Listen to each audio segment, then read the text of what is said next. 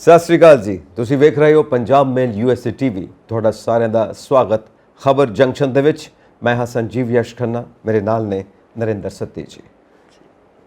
सत्ती साहब, पंजाब ਦੀ ਸਿਆਸਤ ਦੇ ਵਿੱਚ ਤਾਂ ਬੜੀ ਹਲਚਲ ਹੈ। ਬਾਗੀ ਸੁਰਾਂ ਸੁਣਨ ਨੂੰ ਮਿਲਦੀਆਂ ਪਈਆਂ। ਭੁਚਾਲ ਆਇਆ ਪਿਆ ਜੀ। ਭੁਚਾਲ ਆਇਆ ਪਿਆ। ਪਹਿਲਾਂ ਤੇ ਕਦੀ ਉਮੀਦ ਨਹੀਂ ਸੀ ਕਿ ਇਦਾਂ ਦੀ ਗੱਲ ਹੋਏਗੀ। ਬੜਾ ਕੌਨਫੀਡੈਂਸ ਵਿੱਚ ਲਿਖਾ ਅਕਾਲੀ ਦਲ ਨੂੰ BJP ਨੇ ਕਿ ਜਦੋਂ ਚੋਣ ਹੋਣੀ ਹੈ ਰਾਸ਼ਟਰਪਤੀ ਸਾਹਿਬ ਦੀ ਤਾਂ ਉਸ ਵੇਲੇ ਸਾਡਾ ਸਾਥ ਦਈਓ। पर खेमे विचों बागी सुरां सुनन नूं मिलियां ने जी। सो अपने मनप्रीत इयाली जी ने राष्ट्रपति चोण का बाईकाट किया ते बड़ियां गुज्जियां गल्लां उजागर कीतियां ने। मेरा ख्याल जे आपां हैरान आ ते अकाली दल के खेमे विच की हालत बनी होएगी। दरअसल पूरी दुनिया 'ਚ ही ਜਿਹੜੀ ਸਿੱਖ ਹਲਕਿਆਂ ਦੇ ਵਿੱਚ ਖਾਸ ਕਰਕੇ ਅਕਾਲੀ ਦਲ 'ਚ ਕੱਲ੍ਹ ਦਾ ਭੁਚਾਲ ਆਇਆ ਹੋਇਆ। ਤੁਹਾਡੇ ਜਿਵੇਂ ਤੁਸੀਂ ਆਖਿਆ ਭਈ ਮਨਪ੍ਰੀਤ ਸਿੰਘ ਇਆਲੀ ਬਾਰੇ ਪਹਿਲਾਂ ਆਪਾਂ ਗੱਲ ਕਰਦੇ ਹਾਂ ਵੀ ਉਹ ਬੰਦਾ ਹੈ, ਨੌਜਵਾਨ ਹੈ, 47 ਸਾਲ ਦੀ ਉਮਰ ਆ ਹਲੇ। ਦਾਖਾ ਹਲਕੇ ਤੋਂ ਦੂਸਰੀ ਵਾਰ MLA ਬਣਦੇ ਆ। ਐਤਕੀ ਪੰਜਾਬ ਦੇ ਵਿੱਚ ਜਦੋਂ ਆਪ ਦੀ ਹਨੇਰੀ ਝੁੱਲੀ ਆ, ਮਤਲਬ ਸਵੀਪਿੰਗ ਜਿਹੜੀ ਵਿਕਟਰੀ ਹੋਈ ਹੈ, 92 ਸੀਟਾਂ ਲੈ ਗਈ, ਤਾਂ ਵੀ ਜਿਹੜੀਆਂ ਤਿੰਨ ਜਿਹੜੀਆਂ ਅਕਾਲੀ ਦਲ ਦੇ ਹਿੱਸੇ ਆਈਆਂ ਉਹਨਾਂ 'ਚੋਂ ਇੱਕ ਮਨਪ੍ਰੀਤ ਇਆਲੀ ਨੇ ਜਿੱਤੀ ਆ ਦਾਖੇ ਤੋਂ। ਠੀਕ ਹੈ ਜੀ ਜੀ ਜੀ ਜੀ। ਔਰ ਉਸ ਤੋਂ ਪਹਿਲਾਂ ਜਦੋਂ ਜ਼ਿਮਨੀ ਚੋਣ ਹੁੰਦੀ ਆ ਰਾਜਾ ਸਾਹਿਬ ਵੇਲੇ, ਕੈਪਟਨ ਅਮਰਿੰਦਰ ਸਿੰਘ ਹੋਣਾ ਵੇਲੇ ਕਾਂਗਰਸ ਦੀ ਸਰਕਾਰ ਆ, ਔਰ ਜਿਹੜੇ ਰਾਜਾ ਸਾਹਿਬ ਦੇ OSD ਆ ਆਪਣੇ ਸੰਧੂ ਹੁਣੀ, ਹਾਂਜੀ, ਉਹਨਾਂ ਨੂੰ ਟਿਕਟ ਮਿਲਦੀ ਆ। ਸਾਰੀ ਮਸ਼ੀਨਰੀ ਸਰਕਾਰੀ ਸੋ ਅਮਲਾ ਫੈਲਾ MLA ਮੰਤਰੀ ਸਾਰੇ ਦਾਖੇ ਆਣ ਕੇ ਲੁਧਿਆਣੇ ਬੈਠੇ ਸੀਗੇ, ਤਾਂ ਉਹਦੇ ਬਾਵਜੂਦ ਮਨਪ੍ਰੀਤ ਇਆਲੀ ਹੋਰੀ ਉਦੋਂ ਵੀ ਜਿੱਤ ਗਿਆ ਸੀ।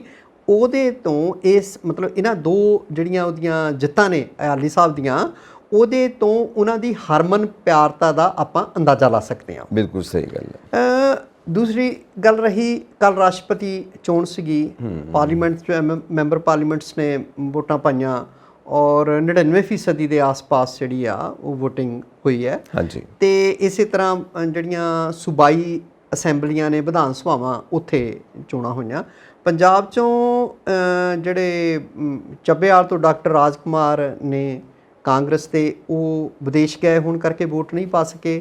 ਹਰਪ੍ਰੀਤ ਲਾਡੀ ਸ਼ਾਹਕੋਟ ਤੋਂ ਆ ਕਾਂਗਰਸ ਦੇ, ਉਹ ਜਿਹੜੇ ਹੈ ਉਹ ਗੈਰ ਹਾਜ਼ਰ ਰਹੇ ਆ। ਪਰ ਜਿਹੜੇ ਅਕਾਲੀ ਦਲ ਦੇ ਮਨਪ੍ਰੀਤ ਇਆਲੀ ਨੇ, ਉਹਨਾਂ ਨੇ ਇਸ ਚੋਣ ਦਾ ਬਾਈਕਾਟ ਕੀਤਾ। ਬਾਈਕਾਟ ਕੀ ਕਹਿੰਦਿਆਂ ਕੀਤਾ ਭਈ ਭਾਜਪਾ ਜਿਹੜੀ ਆ ਉਹਨੇ ਪੰਜਾਬ ਦੇ ਨਾਲ ਦਗਾ ਕੀਤਾ ਹਰ ਮਸਲੇ ਦੇ ਉੱਤੇ।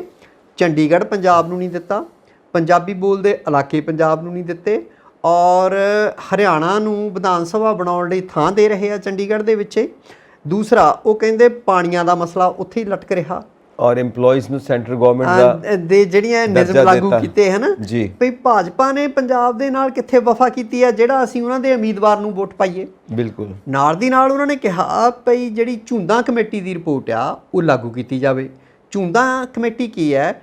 ਝੁੰਦਾ ਉਂਝ ਇੱਕ ਪਿੰਡ ਹੈ ਮਲੇਰਕੋਟਲੇ ਦੇ ਲਾਗੇ, ਔਰ ਪ੍ਰੋਫੈਸਰ ਹਰਿੰਦਰ ਸਿੰਘ ਮਹਿਬੂਬ, ਜਿਨ੍ਹਾਂ ਨੇ ਸਾਰੀ ਉਮਰ ਅੰਗਰੇਜ਼ੀ ਪੜ੍ਹਾਈ ਪਰ ਪੰਜਾਬੀ 'ਚ ਲਿਖਦੇ ਸੀਗੇ, ਜਿਨ੍ਹਾਂ ਦੀ ਝਨਾਹ ਦੀ ਰਾਤ ਕਿਤਾਬ ਬਹੁਤ ਮਸ਼ਹੂਰ ਹੋਈ ਸੀ ਖਾਸ ਕਰਕੇ ਖਾੜਕੂਬਾਦ ਦੇ ਵੇਲੇ, ਅਤੇ ਉਹਨੂੰ ਜਿਹੜਾ ਸਾਹਿਤ ਅਕਾਦਮੀ ਅਵਾਰਡ ਮਿਲਿਆ ਸੀ। ਅਤੇ ਉਹ ਇਨਾਮ ਜਿਹੜਾ ਹੈਗਾ ਆ, ਸਨਮਾਨ ਆ, ਉਹ ਵੀ ਥੋੜ੍ਹਾ ਉਹਦਾ ਰੌਲਾ ਰੱਪਾ ਪਿਆ ਸੀਗਾ ਵੀ ਅੱਤਵਾਦ ਦੇ ਜਾਂ ਖਾੜਕੂਬਾਦ ਦੇ ਦਬਾਅ ਹੇਠ ਉਹਨਾਂ ਨੂੰ ਇਹ ਇਨਾਮ ਮਿਲਿਆ। ਉਹ ਪਿੰਡ ਝੁੰਦਾ ਦੇ ਵਸਨੀਕ ਸੀਗੇ। ਹਾਂਜੀ। ਉੱਥੇ ਮਤਲਬ ਉਹਦੇ ਨਾਂ 'ਤੇ, ਝੁੰਦਾ ਦੇ ਨਾਂ 'ਤੇ ਝੁੰਦਾ ਕਮੇਟੀ ਨੇ ਇੱਕ ਰਿਪੋਰਟ ਤਿਆਰ ਕੀਤੀ ਸੀ। ਆ ਜਿਹੜੀਆਂ ਪਿਛਲੀਆਂ ਚੋਣਾਂ ਦੇ ਵਿੱਚ ਅਕਾਲੀ ਦਲ ਦੀ ਹੋਈ ਬੁਰੀ ਤਰ੍ਹਾਂ ਹਾਰ ਦੀਆਂ, ਭਈ ਸਾਨੂੰ ਆਹ ਸੁਧਾਰ ਕਰਨੇ ਪੈਣੇ ਆ ਤਾਂ ਕਿ ਲੋਕਾਂ ਦੇ ਵਿੱਚ ਅਸੀਂ ਜਿਹੜਾ ਆਪਣਾ ਖੁੱਸਿਆ ਵਕਾਰ ਹੈ ਉਹ ਮੁੜ ਬਹਾਲ ਕਰ ਸਕੀਏ। ਉਹ ਕਹਿੰਦੇ ਇਆਲੀ ਸਾਹਿਬ ਕਹਿੰਦੇ ਵੀ ਝੁੰਦਾ ਕਮੇਟੀ ਦੀ ਰਿਪੋਰਟ ਵੀ ਲਾਗੂ ਕੀਤੀ ਜਾਵੇ। ਝੁੰਦਾ ਕਮੇਟੀ ਦੀ ਰਿਪੋਰਟ ਹੁਣ ਕੀ ਆ ਉਹਦੇ ਆਪਾਂ ਵਿਸਥਾਰ 'ਚ ਨਹੀਂ ਜਾਵਾਂਗੇ, ਪਰ ਉਸ ਕਮੇਟੀ ਦੀਆਂ ਜੇ ਸਿਫਾਰਸ਼ਾਂ ਲਾਗੂ ਹੁੰਦੀਆਂ ਤਾਂ ਜਿਹੜੀ ਇਸ ਵੇਲੇ ਜਿਹੜੀ ਸਰਦਾਰੀ ਆ ਪਿਓ ਪੁੱਤ ਕੋਲ, ਬਾਦਲਾਂ ਕੋਲ, ਉਹ ਖੁੱਸੂਗੀ। ਠੀਕ ਹੈ। ਸੋ ਵੱਡੀ ਗੱਲ ਤਾਂ ਇਹ ਆ ਭਈ ਜਦ ਸਾਰੇ ਉਹਨਾਂ ਦੀ ਹਾਂ 'ਚ ਹਾਂ ਮਿਲਾਉਂਦੇ ਨੇ, ਉਹਨਾਂ ਦੀ ਸੁਰ ਵਿੱਚ ਸੁਰ ਰਲਾਉਂਦੇ ਆ, ਔਰ ਜਿਹੜੇ ਮਤਲਬ ਲੋਕ ਇੰਨੀ ਬੁਰੀ ਤਰ੍ਹਾਂ ਹਾਰਨ ਤੋਂ ਬਾਅਦ ਵੀ ਅਕਾਲੀ ਦਲ ਤੋਂ ਉਹਨਾਂ ਦਾ ਪੱਲਾ ਨਹੀਂ ਛੱਡ ਰਹੇ ਔਰ ਜੀ ਹਜ਼ੂਰੀ ਤਲਵੇ ਚੱਟਣ ਤੱਕ ਜਾਂਦੇ ਨੇ, ਤਾਂ ਅਕਾਲੀ ਦਾ ਉਸ ਵੇਲੇ ਵਿਰੋਧ ਕਰਨਾ ਔਰ ਆਪਣਾ ਵਿਰੋਧ ਦਰਜ ਕਰਾਉਣਾ ਤੇ ਖਰੀਆਂ ਸੁਣਾਉਣੀਆਂ ਬਹੁਤ ਮਾਇਨੇ ਰੱਖਦਾ ਹੈਗਾ ਔਰ ਇਹ ਪੰਜਾਬ ਦੀ ਸਿਆਸਤ ਨੂੰ ਬੜਾ ਅਜੀਬ ਮੋੜ ਦੇਵੇਗੀ। ਨਹੀਂ ਉਹ ਤਾਂ ਹੈ, ਉਹ ਤਾਂ ਮੈਂ ਸਮਝਦਾ, ਕਿਉਂਕਿ ਅੰਦਰ ਖਾਤੇ ਦਾ ਬਹੁਤੇ ਅਕਾਲੀ ਆਗੂ ਜਿਹੜੇ ਔਖੇ ਸੀਗੇ ਵੀ ਭਾਜਪਾ ਦੇ ਨਾਲ ਉਹਨਾਂ ਨੂੰ ਐਂ ਲੱਗਦਾ ਵੀ ਸਾਡੇ ਜਿਹੜੇ ਆਗੂ ਆ ਅੰਦਰ ਖਾਤੇ ਮਿਲੇ ਹੋਏ ਆ। ਪੜਾਸ ਬੜੀ ਨਿਕਲੀ ਹੈ ਨਾ, ਪੜਾਸ ਬਹੁਤ ਨਿਕਲੀ, ਬਹੁਤ ਦੇਰਾਂ ਦੀ ਪੜਾਸ ਸੀ, ਜਵਾਲਾਮੁਖੀ ਫਟਿਆ, ਮੈਨੂੰ ਤਾਂ ਇਹ ਲੱਗਦਾ। ਬਿਲਕੁਲ ਸੋ ਦੇਖਿਆ ਜਾਵੇ ਤੇ ਬੜਾ ਲੰਬਾ ਸਫ਼ਰ ਰਿਹਾ, ਬੜਾ ਲੰਬਾ ਗੱਠ ਜੋੜ ਰਿਹਾ ਜੀ। ਔਰ ਇਹ ਵੀ ਲੋਕਾਂ ਨੂੰ ਨਾਰਾਜ਼ਗੀ ਹੈ ਕਿ ਜਿਹੜਾ ਇੰਨਾ ਲੰਬਾ ਗੱਠ ਜੋੜ ਰਿਹਾ ਬੀਜੇਪੀ ਨਾਲ ਤੁਹਾਡਾ ਪੰਜਾਬ ਦੇ ਵਿੱਚ, ਉਦੋਂ ਮਸਲੇ ਨਹੀਂ ਕੋਈ ਹੱਲ ਕੀਤਾ ਪੰਜਾਬ ਦਾ। ਇਵਨ ਬਾਦਲ ਸਾਹਿਬ ਨੇ ਨਹੀਂ ਮਸਲੇ ਹੱਲ ਬਿਲਕੁਲ ਧਰਮੀ ਫੌਜੀਆਂ ਦਾ ਮਸਲਾ, ਬੰਦੀ ਸਿੰਘਾਂ ਦੀ ਰਿਹਾਈ ਜਿਹੜੀ ਹੈ, ਔਰ ਵਾਜਪਾਈ ਸਾਹਿਬ ਖਾਸ ਦੋਸਤ ਸੀਗੇ ਵੱਡੇ ਇਹਨਾਂ ਨੇ ਬਾਦਲ ਵੀ ਸਾਹਿਬ ਜ਼ਿਕਰ ਦੇ, ਕੀਤਾ ਵੀ ਬੰਦੀ ਸਿੰਘਾਂ ਦੀ ਰਿਹਾਈ ਬਿਲਕੁਲ ਉਹ ਨਹੀਂ ਹੋਈ ਹਲੇ, ਹਨ। ਸੋ ਵਾਜਪਾਈ ਸਾਹਿਬ ਕੰਸੀਡਰੇਟ ਬੰਦੇ ਸੀਗੇ, ਬਿਲਕੁਲ ਉਹਨਾਂ ਦੇ ਨਾਲ ਬੜੀ ਚੰਗੀ ਦੋਸਤੀ ਵੱਡੇ ਬਾਦਲ ਸਾਹਿਬ ਦੀ, ਸੌਫਟ ਬੰਦੇ ਸੀ, ਅਸਲ 'ਚ ਉਹ ਪੱਤਰਕਾਰਤਾ ਦੇ ਵਿੱਚੋਂ ਆਈ ਸੀ, ਹੈ ਨਾ। ਤੇ ਤਾਂ ਵੀ ਵੱਡੇ ਬਾਦਲ ਸਾਹਿਬ ਨੇ ਕੋਈ ਗੱਲ ਨਹੀਂ ਕੀਤੀ ਇਸ ਬਾਰੇ ਕਿ ਪੰਜਾਬ ਦੇ ਮਸਲੇ ਹੱਲ ਇਹਨਾਂ ਨੂੰ ਪੰਜਾਬ ਦੀਆਂ ਅਕਾਲੀਆਂ ਨੂੰ ਮੰਗਾਂ ਉਦੋਂ ਚੇਤੇ ਆਉਂਦੀਆਂ ਜਦੋਂ ਇਹ ਸੱਤਾ ਤੋਂ ਲਾਂਭੇ ਹੁੰਦੇ ਆ, ਜਦੋਂ ਗੱਦੀ ਖੁੱਸੀ ਹੁੰਦੀ ਆ ਉਦੋਂ ਪੰਜਾਬ ਦੀਆਂ ਜਿਹੜੀਆਂ ਮੰਗਾਂ ਵੀ ਉਭਾਰਦੇ ਆ, ਉਦੋਂ ਪੰਥ ਵੀ ਖਤਰੇ 'ਚ ਦੱਸਦੇ ਆ, ਹਨਾ। ਤੇ ਮਤਲਬ ਇਹਨਾਂ ਦੀ ਗੱਦੀ ਨਾਲ ਹੀ ਪੰਥ ਜੁੜਿਆ ਹੋਇਆ। ਬਿਲਕੁਲ ਕੁਝ ਨਾ ਕੁਝ ਤੇ ਅਜਿਹਾ ਲੱਗਦਾ। ਵੈਸੇ ਇੱਕ ਗੱਲ ਹੈ ਜੀ, ਮੈਂ ਇਹ ਸਾਰੀ ਘਟਨਾਕ੍ਰਮ ਤੁਹਾਡੇ ਮੂੰਹੋਂ ਸੁਣਦਾ ਪਿਆ, ਮਤਲਬ ਵਾਕਈ ਵੀ ਨਿਊਜ਼ ਮਿਲਦੀ ਰਹਿੰਦੀ, ਆਪਾਂ ਪੜ੍ਹਦੇ ਸੁਣਦੇ ਰਹਿੰਦੇ ਆ। ਮੈਂ ਇਹੀ ਸੋਚਦਾ ਰਹਿਣਾ ਕਿ ਪੰਜਾਬ ਦਾ ਸਗਾ ਕੌਣ ਹੈ? ਪੰਜਾਬ ਦਾ ਸਕਾ ਹਾਲ ਦੀ ਘੜੀ ਤਾਂ ਜਿਹੜੇ ਸਿਆਸਤਦਾਨ ਆ ਉਹ ਪੂਰੀ ਤਰ੍ਹਾਂ ਕੁਨਬਾ ਪਰਵੜੀ ਤੇ ਉਤਾਰੂ ਆ। ਕੋਈ ਕਿਤੇ ਚੇਅਰਮੈਨ ਬਣ ਜਾਂਦਾ, ਵਿਧਾਇਕ ਬਣ ਜਾਂਦਾ, ਮੰਤਰੀ ਬਣ ਜਾਂਦਾ ਤੇ ਉਹ ਆਪਣੀਆਂ 2-4 ਪੁਸ਼ਤਾਂ ਲਈ ਧਨ ਜੋੜਨ ਵੱਲ ਨੂੰ ਔਲਦਾ, ਲੋਕਾਂ ਦੀ ਬਿਹਤਰੀ ਲਈ ਕੁਝ ਕਰਨਾ ਉਹ ਮੈਨੂੰ ਲੱਗਦਾ ਨਹੀਂ ਵੀ ਜੋ ਪੁਰਾਣੇ ਸਿਆਸਤਦਾਨ ਸੀਗੇ, ਜਿਹੜੇ ਸਟੇਟਸਮੈਨ ਹੁੰਦੇ ਸੀਗੇ, ਭਈ ਉਹ ਜਿਵੇਂ ਲੋਕਾਂ ਦੀ ਬਿਹਤਰੀ ਲਈ ਕਾਰਜਸ਼ੀਲ ਹੁੰਦੇ ਸੀ ਦਿਨ ਰਾਤ, ਆਪਾ ਗਵਾ ਕੇ ਵੀ ਉਹ ਆਪਣੀ ਪਰਵਾਹ ਨਹੀਂ ਸੀ ਕਰਦੇ, ਪਰਿਵਾਰਾਂ ਦੀ ਪਰਵਾਹ ਨਹੀਂ ਸੀ ਕਰਦੇ। ਉਹ ਅਸਲ 'ਚ ਲੋਕਾਂ ਦੇ ਆਗੂ ਸੀਗੇ, ਲੋਕਾਂ ਲਈ ਲੜਦੇ ਮਰਦੇ ਸੀ, ਲੋਕਾਂ ਲਈ ਚੋਣਾਂ ਲੜਦੇ ਸੀ। ਬਿਲਕੁਲ ਸਹੀ ਗੱਲ ਹੈ। ਤੇ ਹੁਣ ਤਾਂ ਉਹ ਸਿਆਸਤਦਾਨ ਜਿਹੜੇ ਆ ਉਹ ਥਿਆਇਆ ਨਹੀਂ ਥਿਆਉਂਦੇ। ਦੇਖੋ ਜੇ ਪੋਲਿਟਿਕਸ ਆ ਤਾਂ ਉਹ ਵੀ ਆਪਣੇ ਫਾਇਦੇ ਵਾਸਤੇ ਤੇ ਉਹਨਾਂ ਲੋਕਾਂ ਦਾ ਫਾਇਦਾ ਜਿਹੜੇ ਇਹਨਾਂ ਦੀ ਪਾਰਟੀ ਨੂੰ ਸਪੋਰਟ ਕਰਨ, ਜਿਹੜੇ ਪਾਰਟੀ ਨੂੰ ਫੰਡ ਦੇਣ, ਜਿਹੜੇ ਇਹਨਾਂ ਦੀ ਸਿਆਸਤ ਨੂੰ ਸਪੋਰਟ ਕਰਨ, ਉਹ ਰੱਜਿਆਂ ਨੂੰ ਨਾਲੇ ਰਜਾਉਂਦੇ ਆ। ਔਰ ਇਕਨੋਮੀ ਦੀ ਗੱਲ ਕਰੋ ਤਾਂ ਸਾਰੇ ਬਜਟ ਉਹਨਾਂ ਵਾਸਤੇ, ਜਿਹੜੀ ਰੂਲਿੰਗ ਕਲਾਸ ਆ, ਫਾਇਦਾ ਉਹਨਾਂ ਨੂੰ ਦੇਣਾ, ਜਿਹੜੇ ਕਾਰਪੋਰੇਟ ਸੈਕਟਰ ਇਹਨਾਂ ਨੂੰ ਜਦੋਂ ਵੀ ਕੋਈ ਸਰਕਾਰ ਬਣਦੀ ਆ ਨਵੀਆਂ ਗੱਡੀਆਂ ਆ ਜਾਂਦੀਆਂ, ਵਿਧਾਇਕਾਂ ਲਈ, ਮੰਤਰੀਆਂ ਲਈ ਝੰਡੀਆਂ ਵਾਲੀਆਂ ਕਾਰਾਂ ਨਵੀਆਂ ਆ ਜਾਂਦੀਆਂ, ਉਹਨਾਂ ਦੇ ਭੱਤੇ ਵੱਧ ਜਾਂਦੇ ਆ। ਉਦੋਂ ਇਹ ਸਾਰੇ ਜਾਣੀ ਕਿ ਮੇਜ਼ ਥਪਥਪਾ ਕੇ ਉਹਨੂੰ ਮਤਲਬ ਯੈਸ ਕਰਦੇ ਆ ਜਦੋਂ ਕੋਈ ਪੱਤੇ ਵਧਾਉਣ ਦੀ ਗੱਲ ਆਉਂਦੀ ਆ। ਇਕਨੋਮੀ ਦੀ ਗੱਲ ਮੈਂ ਕਰ ਰਿਹਾ ਸੀ, ਬਜਟ ਦੀ ਗੱਲ ਕਰ ਰਿਹਾ, ਤਾਂ ਸਾਰਾ ਆਮ ਜੋ ਇਨਸਾਨ ਨੇ, ਕਾਮਨ ਸਿਟੀਜ਼ਨ, ਕਾਮਨ ਨਾਗਰਿਕ ਨੇ, ਉਹਨਾਂ ਵਾਸਤੇ ਕੁਝ ਨਹੀਂ ਹੈ। ਬਿਲਕੁਲ ਰੂਲਿੰਗ ਕਲਾਸ ਵਾਸਤੇ ਸਭ ਕੁਝ ਹੈ। ਔਰ ਜਿਹੜੇ ਇਹਨਾਂ ਨੂੰ ਫਾਇਦਾ ਦੇਣ, ਕਾਰਪੋਰੇਟ ਸੈਕਟਰ ਪਾਰਟੀ ਨੂੰ ਫੰਡ ਦੇਣ, ਇਹਨਾਂ ਦੀ ਸਿਆਸਤ ਨੂੰ ਸਪੋਰਟ ਕਰਨ, ਉਹਨਾਂ ਨੂੰ ਮੁਨਾਫਾ ਦੇਣਾ। ਬਿਲਕੁਲ ਪ੍ਰਾਈਵੇਟਾਈਜ਼ ਵੇਲੇ ਵੀ ਇਹ ਪੂਰੀ ਭਾਰਤ ਵਿੱਚ ਇੱਦਾਂ, ਸੂਬਿਆਂ ਵਿੱਚ ਇੱਦਾਂ, ਜੇ ਪੂਰੀ ਦੁਨੀਆ 'ਚ ਦੇਖੋ ਤਾਂ ਪੂਰੀ ਦੁਨੀਆ 'ਚ ਹੀ ਇੱਦਾਂ। ਸੋ ਇਸ ਵਿੱਚ ਅਸੀਂ ਜਦੋਂ ਗੱਲ ਸੁਣਦੇ ਆ ਨਾ, ਇਹ ਜੀ ਜਨਤਾ ਦੀ ਭਲਾਈ ਵਾਸਤੇ, ਜਨਤਾ ਦੀ ਵੈਲਬੀਇੰਗ ਵਾਸਤੇ, ਉਹ ਕਿੱਥੇ? ਜਿਹੜਾ ਕੁਦਰਤ ਮਾਨਵ ਸਹਿਯੋਗ ਸੰਸਥਾ ਵਾਲੇ, ਇੰਟਰਨੈਸ਼ਨਲ ਡੈਮੋਕ੍ਰੈਟਿਕ ਪਾਰਟੀ ਵਾਲੇ ਹਰੇਕ ਚੋਣ ਦੇ ਵਿੱਚ ਇਹਨਾਂ ਨੂੰ ਸਵਾਲ ਕਰਦੇ ਆ ਉਹ ਵੀ ਵਾਤਾਵਰਣ ਲਈ ਗੱਲ ਕਰੋਗੇ, ਠੀਕ ਹੈ, ਪੰਜਾਬ ਦੇ ਪਾਣੀਆਂ ਦੀ ਗੱਲ ਕਰੋਗੇ, ਪੰਜਾਬ ਦੇ ਗੰਧਲੇ ਸਿਆਸੀ ਮਾਹੌਲ ਦੀ ਗੱਲ ਕਰੋਗੇ, ਪੰਜਾਬ ਦੀ ਵਿੱਦਿਆ, ਪੰਜਾਬ ਦੇ ਲੋਕਾਂ ਦੀ ਸਿਹਤ ਦੀ ਗੱਲ ਕਰੋਗੇ, ਇਹਨਾਂ ਕੋਲ ਕੋਈ ਜਵਾਬ ਨਹੀਂ ਹੁੰਦਾ। ਇੱਥੇ ਇੱਕ ਪੁਆਇੰਟ ਆਉਂਦਾ ਜੀ, ਅਯਾਲੀ ਸਾਹਿਬ ਹੈਗੇ ਤਾਂ ਅਕਾਲੀ ਦਲ ਦੇ ਨੇ ਜੀ, ਠੀਕ ਹੈ। ਇਸ ਵਕਤ ਉਹਨਾਂ ਨੇ ਇਹ ਤਾਂ ਨਹੀਂ ਕਿ ਮੌਕਾ ਮਿਲ ਗਿਆ ਆਪਣੇ ਆਪ ਨੂੰ ਪਪੂਲਰ ਕਰਨ ਦਾ, ਫੇਮਸ ਕਰਨ ਦਾ, ਤੇ ਮੌਕੇ ਦਾ ਫਾਇਦਾ ਚੁੱਕ ਕੇ ਉਹਨਾਂ ਨੇ ਇਦਾਂ ਦਾ ਕੰਮ ਕਰਕੇ ਦਿਖਾਤਾ। ਮੈਨੂੰ ਲੱਗਦਾ ਨਹੀਂ, ਕਿਉਂਕਿ ਉਹ ਸੁਲਝਿਆ ਹੋਇਆ ਸਿਆਸਤਦਾਨ ਹੈ, ਨੌਜਵਾਨ ਹੈ, ਤੇ ਨਿਰਾ ਮਤਲਬ ਕਹਿ ਲਓ ਪਈ ਐਵੇਂ ਹੀ ਮਸ਼ਹੂਰੀ ਲਈ ਉਹਨੂੰ ਇਦਾਂ ਦੀ ਕੋਈ ਲੋੜ ਨਹੀਂ। ਪਰ ਇਸ ਮੌਕੇ ਤੇ ਕਿ ਜਦੋਂ ਪ੍ਰੈਜ਼ੀਡੈਂਟ ਦੀ ਇਲੈਕਸ਼ਨ ਹੈ ਜੀ, ਔਰ ਬੀਜੇਪੀ ਨੇ ਕੌਨਫੀਡੈਂਸ ਲੈ ਲਿਆ ਹੈ ਅਕਾਲੀ ਦਲ, ਸ਼੍ਰੋਮਣੀ ਅਕਾਲੀ ਦਲ ਨੂੰ, ਔਰ ਸੁਖਬੀਰ ਸਿੰਘ ਬਾਦਲ ਉਹਨਾਂ ਦੇ ਬਿਆਨ ਵੀ ਸੀਗੇ ਕਿ ਅਸੀਂ ਸਪੋਰਟ ਕਰਾਂਗੇ। ਦੇਖੋ ਪਰ ਉਦੋਂ ਕਿਉਂ ਨਹੀਂ ਬੋਲੇ? ਹੁਣ ਇਸ ਵਕਤ ਜਦੋਂ ਇਲੈਕਸ਼ਨ ਹੋ ਰਹੀਆਂ ਨੇ ਉਦੋਂ ਅਯਾਲੀ ਸਾਹਿਬ ਬੋਲੇ। ਬਿਲਕੁਲ ਠੀਕ ਹੈ ਤੁਹਾਡੀ ਗੱਲ, ਪਰ ਉਹਨੇ ਕਿਹਾ ਮੇਰੀ ਜ਼ਮੀਰ ਦੀ ਆਵਾਜ਼ ਆ, ਮੈਂ ਆਪਣੀ ਜ਼ਮੀਰ ਦੀ ਆਵਾਜ਼ ਸੁਣੀ ਆ ਵੀ ਨਹੀਂ ਪਾਉਣੀ ਵੋਟ। ਇਹ ਪੰਜਾਬ ਦੇ ਹਿੱਤਾਂ ਲਈ ਮਤਲਬ ਜਿਹੜੀ ਭਾਜਪਾ ਆ ਉਹਨੇ ਕੁਛ ਨਹੀਂ ਕੀਤਾ ਪੰਜਾਬ ਲਈ, ਬਲਕਿ ਮਤਲਬ ਪੰਜਾਬ ਨਾਲ ਦਗਾ ਕੀਤਾ ਹੈਗਾ ਉਹਨਾਂ ਨੇ, ਲਫ਼ਜ਼ ਵਰਤੇ ਆ, ਹੈ ਨਾ। ਸੋ ਇਹਨੂੰ ਜੇ ਆਪਾਂ ਕਹੀਏ ਵੀ ਨਹੀਂ ਐਵੇਂ ਵਕਤੀ ਮਸ਼ਹੂਰੀ ਲਈ ਤਾਂ ਕਿਉਂਕਿ ਜੋ ਆਪਾਂ ਦੇਖੀਏ ਨਾ ਐਨਾਲਿਸਿਸ ਕਰਕੇ, ਜਦੋਂ ਸੁਖਬੀਰ ਸਿੰਘ ਬਾਦਲ ਇਹ ਸਟੇਟਮੈਂਟ ਦਿੰਦੇ ਨੇ ਕਿ ਅਸੀਂ ਭਾਜਪਾ ਦਾ ਸਾਥ ਦੇਵਾਂਗੇ ਜਦੋਂ ਰਾਸ਼ਟਰਪਤੀ ਦੀ ਚੋਣ ਹੋਏਗੀ, ਉਸ ਵੇਲੇ ਕਾਊਂਟਰ ਸਟੇਟਮੈਂਟ ਕਿਉਂ ਨਹੀਂ ਆਈ ਅਯਾਲੀ ਸਾਹਿਬ ਦੇਖੋ ਦੀ? ਇਹ ਤੁਹਾਡੀ ਗੱਲ ਠੀਕ ਹੈ, ਪਰ ਆਪਾਂ ਨੂੰ ਨਾ ਮੈਂ ਇਸ ਗੱਲ ਨਾਲ ਬਹੁਤਾ ਸਹਿਮਤ ਨਹੀਂਗਾ ਵੀ ਉਹਨੇ ਐਵੇਂ ਮੌਕੇ ਦਾ ਫਾਇਦਾ ਉਠਾਇਆ ਜਾਂ ਮਸ਼ਹੂਰ ਹੋਣ ਲਈ ਇਦਾਂ ਕੀਤਾ। ਇਦਾਂ ਦੀ ਕੋਈ ਗੱਲ ਨਹੀਂ ਹੈਗੀ। ਲੱਖਾਂ ਫਾਲੋਅਰ ਆ ਉਹਦੇ, 2 ਵਾਰੀ ਜਿੱਤ ਜਾਣਾ, ਜਿਵੇਂ ਮੈਂ ਪਹਿਲਾਂ ਉਦਾਹਰਨ ਦਿੱਤੀ ਆ, ਉਹ ਕੋਈ ਐਵੇਂ ਕਿਵੇਂ ਨਹੀਂ ਜਿੱਤ ਸਕਦਾ, ਠੀਕ ਹੈ। ਤਾਂ ਜਿਹੜੇ ਮਹਾਰਥੀ ਹਾਰ ਗਏ, 5 ਵਾਰ ਦਾ ਮੁੱਖ ਮੰਤਰੀ ਰਿਹਾ ਪ੍ਰਕਾਸ਼ ਸਿੰਘ ਬਾਦਲ ਹਾਰ ਗਿਆ, ਕਿਉਂ ਉਸ ਹਨੇਰੀ 'ਚ ਜਿੱਤ ਗਿਆ? ਕਿਉਂਕਿ ਪਪੂਲੈਰਿਟੀ ਆ, ਹਰਮਨ ਪਿਆਰਤਾ ਆ, ਲੋਕਾਂ ਦੇ ਕੰਮ ਧੰਦੇ ਸਵਾਰਦਾ, ਅੱਧੀ ਰਾਤ ਨੂੰ ਬਾਜ਼ ਮਾਰੋ ਉੱਠ ਕੇ ਜਾਂਦਾ। ਸੋ ਇਹਨਾਂ ਲੀਡਰਾਂ ਨੂੰ ਕਹੋ ਵੀ ਅੱਧੀ ਰਾਤ ਨੂੰ ਕਿਸੇ ਦੇ ਵੱਡੀ ਉਂਗਲੀ ਤੇ ਵੀ ਜਾ ਕੇ ਕੁਝ ਕਰਨ। ਔਰ ਅੱਜ ਦੀ ਡੇਟ 'ਚ ਵੀ ਮਨਪ੍ਰੀਤ ਅਯਾਲੀ ਪੈਨ ਜੁੱਤੀ ਨਹੀਂ ਪਾਉਂਦਾ ਜਦੋਂ ਮਤਲਬ ਕੋਈ ਉਹਦੇ ਹਲਕੇ ਦੇ ਵਿੱਚ ਕਿਸੇ ਬੰਦੇ ਨੂੰ ਕੋਈ ਸੰਕਟ ਹੁੰਦਾ। ਚਲੋ ਵਧੀਆ, ਉਹ ਇੱਕ ਹਾਕ ਮਾਰੀ ਤੇ ਜਾਂਦਾ। ਇਹੋ ਜਿਹੇ ਲੀਡਰ ਜਿਹੜੇ ਆ ਉਹਨਾਂ ਨੂੰ ਪਪੂਲੈਰਿਟੀ ਦੀ ਕੀ ਲੋੜ ਆ? ਚਲੋ ਸਰਦਾ ਪੁੱਜਦਾ ਘਰ ਹੈ, ਮਤਲਬ ਜ਼ਿਮੀਂਦਾਰ ਆ ਵੱਡਾ, ਔਰ ਜ਼ਿਲ੍ਹਾ ਪ੍ਰੀਸ਼ਦ ਦਾ ਚੇਅਰਮੈਨ ਰਿਹਾ। ਨੌਜਵਾਨ ਮਤਲਬ ਅੱਜ ਤੋਂ 10 ਸਾਲ ਪਹਿਲਾਂ ਤੋਂ ਜ਼ਿਲ੍ਹਾ ਪ੍ਰੀਸ਼ਦ ਦਾ ਚੇਅਰਮੈਨ ਸੀਗਾ। ਲੁਧਿਆਣਾ ਕਿੱਡਾ ਵੱਡਾ ਜ਼ਿਲ੍ਹਾ ਆ, ਹਜ਼ਾਰਾਂ ਏਕੜਾਂ ਜ਼ਮੀਨ ਦੇ ਮਾਲਕ ਉਸ ਜ਼ਿਲ੍ਹੇ ਦੇ ਵਿੱਚ ਵਸਦੇ ਆ। ਉਸ ਜ਼ਿਲ੍ਹੇ ਦੀ ਜ਼ਿਲ੍ਹਾ ਪ੍ਰੀਸ਼ਦ ਦਾ ਚੇਅਰਮੈਨ ਹੋਣਾ ਵੀ ਆਪਣੇ ਆਪ 'ਚ ਵੱਡੀ ਗੱਲ ਆ। ਫਿਰ ਇਸ ਦਾ ਬੁਰਾ ਅਸਰ ਸ਼੍ਰੋਮਣੀ ਅਕਾਲੀ ਦਲ ਦੇ ਉੱਤੇ ਪੈਣਾ ਹੀ ਪੈਣਾ। ਸ਼੍ਰੋਮਣੀ ਅਕਾਲੀ ਦਲ ਤੇ ਪੈਣਾ ਚਾਹੀਦਾ। ਪੰਜਾਬ ਲਈ ਸ਼੍ਰੋਮਣੀ ਅਕਾਲੀ ਦਲ ਨੇ ਨੁਮਾਇਆ ਜਥੇਬੰਦੀ ਸੀ, ਪੰਜਾਬ ਦੀ ਸਿਆਸੀ ਜਥੇਬੰਦੀ ਜਾਂ ਸਿਆਸੀ ਪਾਰਟੀ, ਉਹਨੇ ਜਿੱਦਾਂ ਲੋਕਾਂ ਨੂੰ ਤਵੱਕੋ ਸੀ ਉਹਨਾਂ ਤੋਂ ਅੱਜ ਤੱਕ ਕੀ ਕੀਤਾ ਉਹਨਾਂ ਨੇ ਪੰਜਾਬ ਲਈ? ਲੋਕ ਸ਼੍ਰੋਮਣੀ ਅਕਾਲੀ ਦਲ ਨੂੰ ਪੰਜਾਬ ਦੀ ਮਤਲਬ ਰਾਖੀ ਕਰਨ ਵਾਲੀ ਸਿਆਸੀ ਪਾਰਟੀ ਜਮਾਤ ਵਜੋਂ ਦੇਖਦੇ ਆ। ਖੇਤਰੀ ਪਾਰਟੀ ਹੈ, ਖੇਤਰੀ ਪਾਰਟੀ ਆ, ਪਰ ਜੋ ਅੱਜ ਦੇ ਮਤਲਬ ਇਹਨਾਂ ਦੇ ਆਗੂ ਆ, ਉਹਨਾਂ ਨੇ ਪੰਜਾਬ ਦਾ ਜਿਹੜਾ ਬੇੜਾ ਗਰਕ ਕੀਤਾ ਹੈਗਾ ਉਹ ਤੁਹਾਡੇ ਸਾਡੇ ਸਾਹਮਣੇ ਆ। ਚਲੋ ਆਪਾਂ ਹੁਣ ਦੇਖਦੇ ਹਾਂ ਕਿ ਡਿਵੈਲਪਮੈਂਟ ਕੀ ਹੁੰਦੀ ਹੈ ਅੱਗੇ, ਕਿਉਂਕਿ ਚੋਣਾਂ ਤਾਂ ਹੋ ਗਈਆਂ, ਹੁਣ ਉਹਦਾ ਰਿਜ਼ਲਟ ਵੀ ਆਉਣਾ ਹੈ। ਆਪਣੇ ਸਿਆਸੀ ਹਿੱਤਾਂ ਲਈ ਇਹ ਲੋਕਾਂ ਨੂੰ ਮੂਰਖ ਬਣਾਉਂਦੇ ਆਏ ਆ, ਅੱਗੇ ਵੀ ਬਣਾਉਣਾ ਇਹਨਾਂ ਨੇ। ਪਰ ਇਸ ਵਕਤ ਜਵਾਬ ਦੇਣਾ ਥੋੜਾ ਔਖਾ ਹੈ ਕਿਉਂਕਿ ਬੜਾ ਕਰੜਾ ਸਟੈਪ ਹੈ। ਬਿਲਕੁਲ। ਤੇ ਹੁਣ ਦੇਖੋ ਇਹ ਤੋਂ ਨਿਕਲਦੇ ਕਿਵੇਂ ਨੇ। ਔਰ ਜੁਰਤ ਕਰਨੀ ਨਾ, ਇਦਾਂ ਦਾ ਸਟੈਪ ਚੁੱਕਣ ਲਈ ਵੀ ਜੁਰਤ ਚਾਹੀਦੀ ਆ। ਇਹ ਹਾਰੀ ਸਾਰੀ ਦੀ ਬਸ ਦੀ ਗੱਲ ਨਹੀਂ ਹੁੰਦੀ ਇਦਾਂ ਦਾ ਕਰਨ। ਮੇਰਾ ਖਿਆਲ ਫੋਨ ਚਲੇ ਗਏ ਹੋਣਗੇ ਕਿ ਆ ਕੀ ਕਰਕੇ ਰੱਖਤਾ। ਬਸ ਇਦਾਂ ਹੀ ਆ।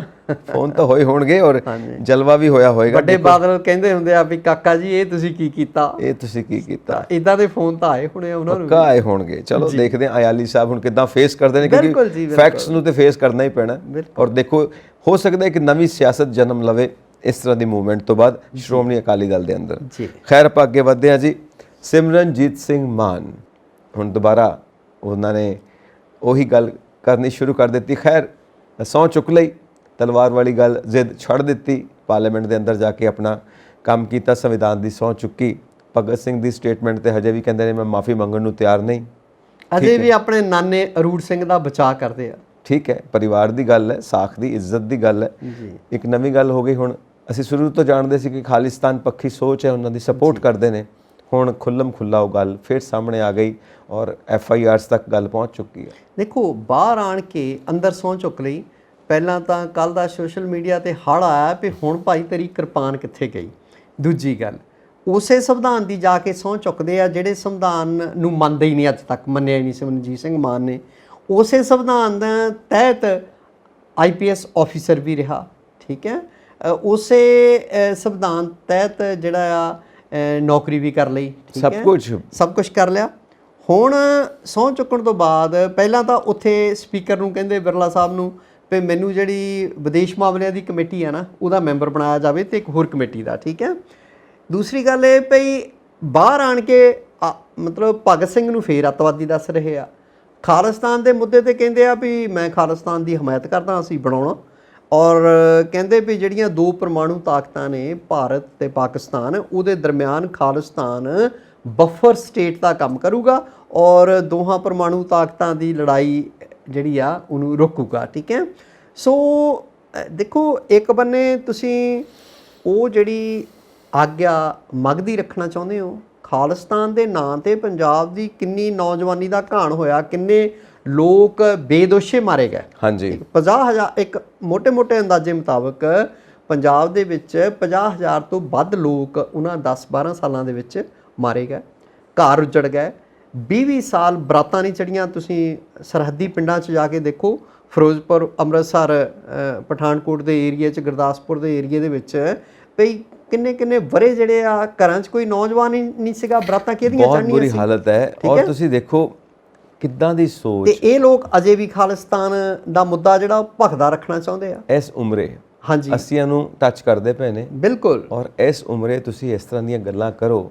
ਔਰ ਇੱਕ ਫੌਜ ਦੇ ਕਿਸੇ ਕਮਾਂਡਰ ਦੀ ਵਾਈਫ ਨੇ, ਹੁਣ ਦੱਸਦੇ ਆ ਵੀ ਕਿਸੇ ਭਾਜਪਾ ਆਗੂ ਵੱਲੋਂ ਵੀ ਤਾਜ਼ਾ ਖਬਰ ਆਈ ਹੈ, ਉਹ ਕੇਸ ਦਰਜ ਕੀਤਾ ਗਿਆ, ਮਤਲਬ FIR ਦਰਜ ਕਰਵਾਈ ਗਈ ਆ ਲੇਡੀ ਵੱਲੋਂ, ਜਿਹੜੀ ਕਮਾਂਡਰ ਦੀ ਵਾਈਫ ਆ, ਨੂਪਰ ਸ਼ਰਮਾ, ਕੁਛ ਇਸ ਤਰ੍ਹਾਂ ਦਾ ਉਹਦਾ ਨਾਂ ਆ, ਕਪੂਰ ਸ਼ਰਮਾ।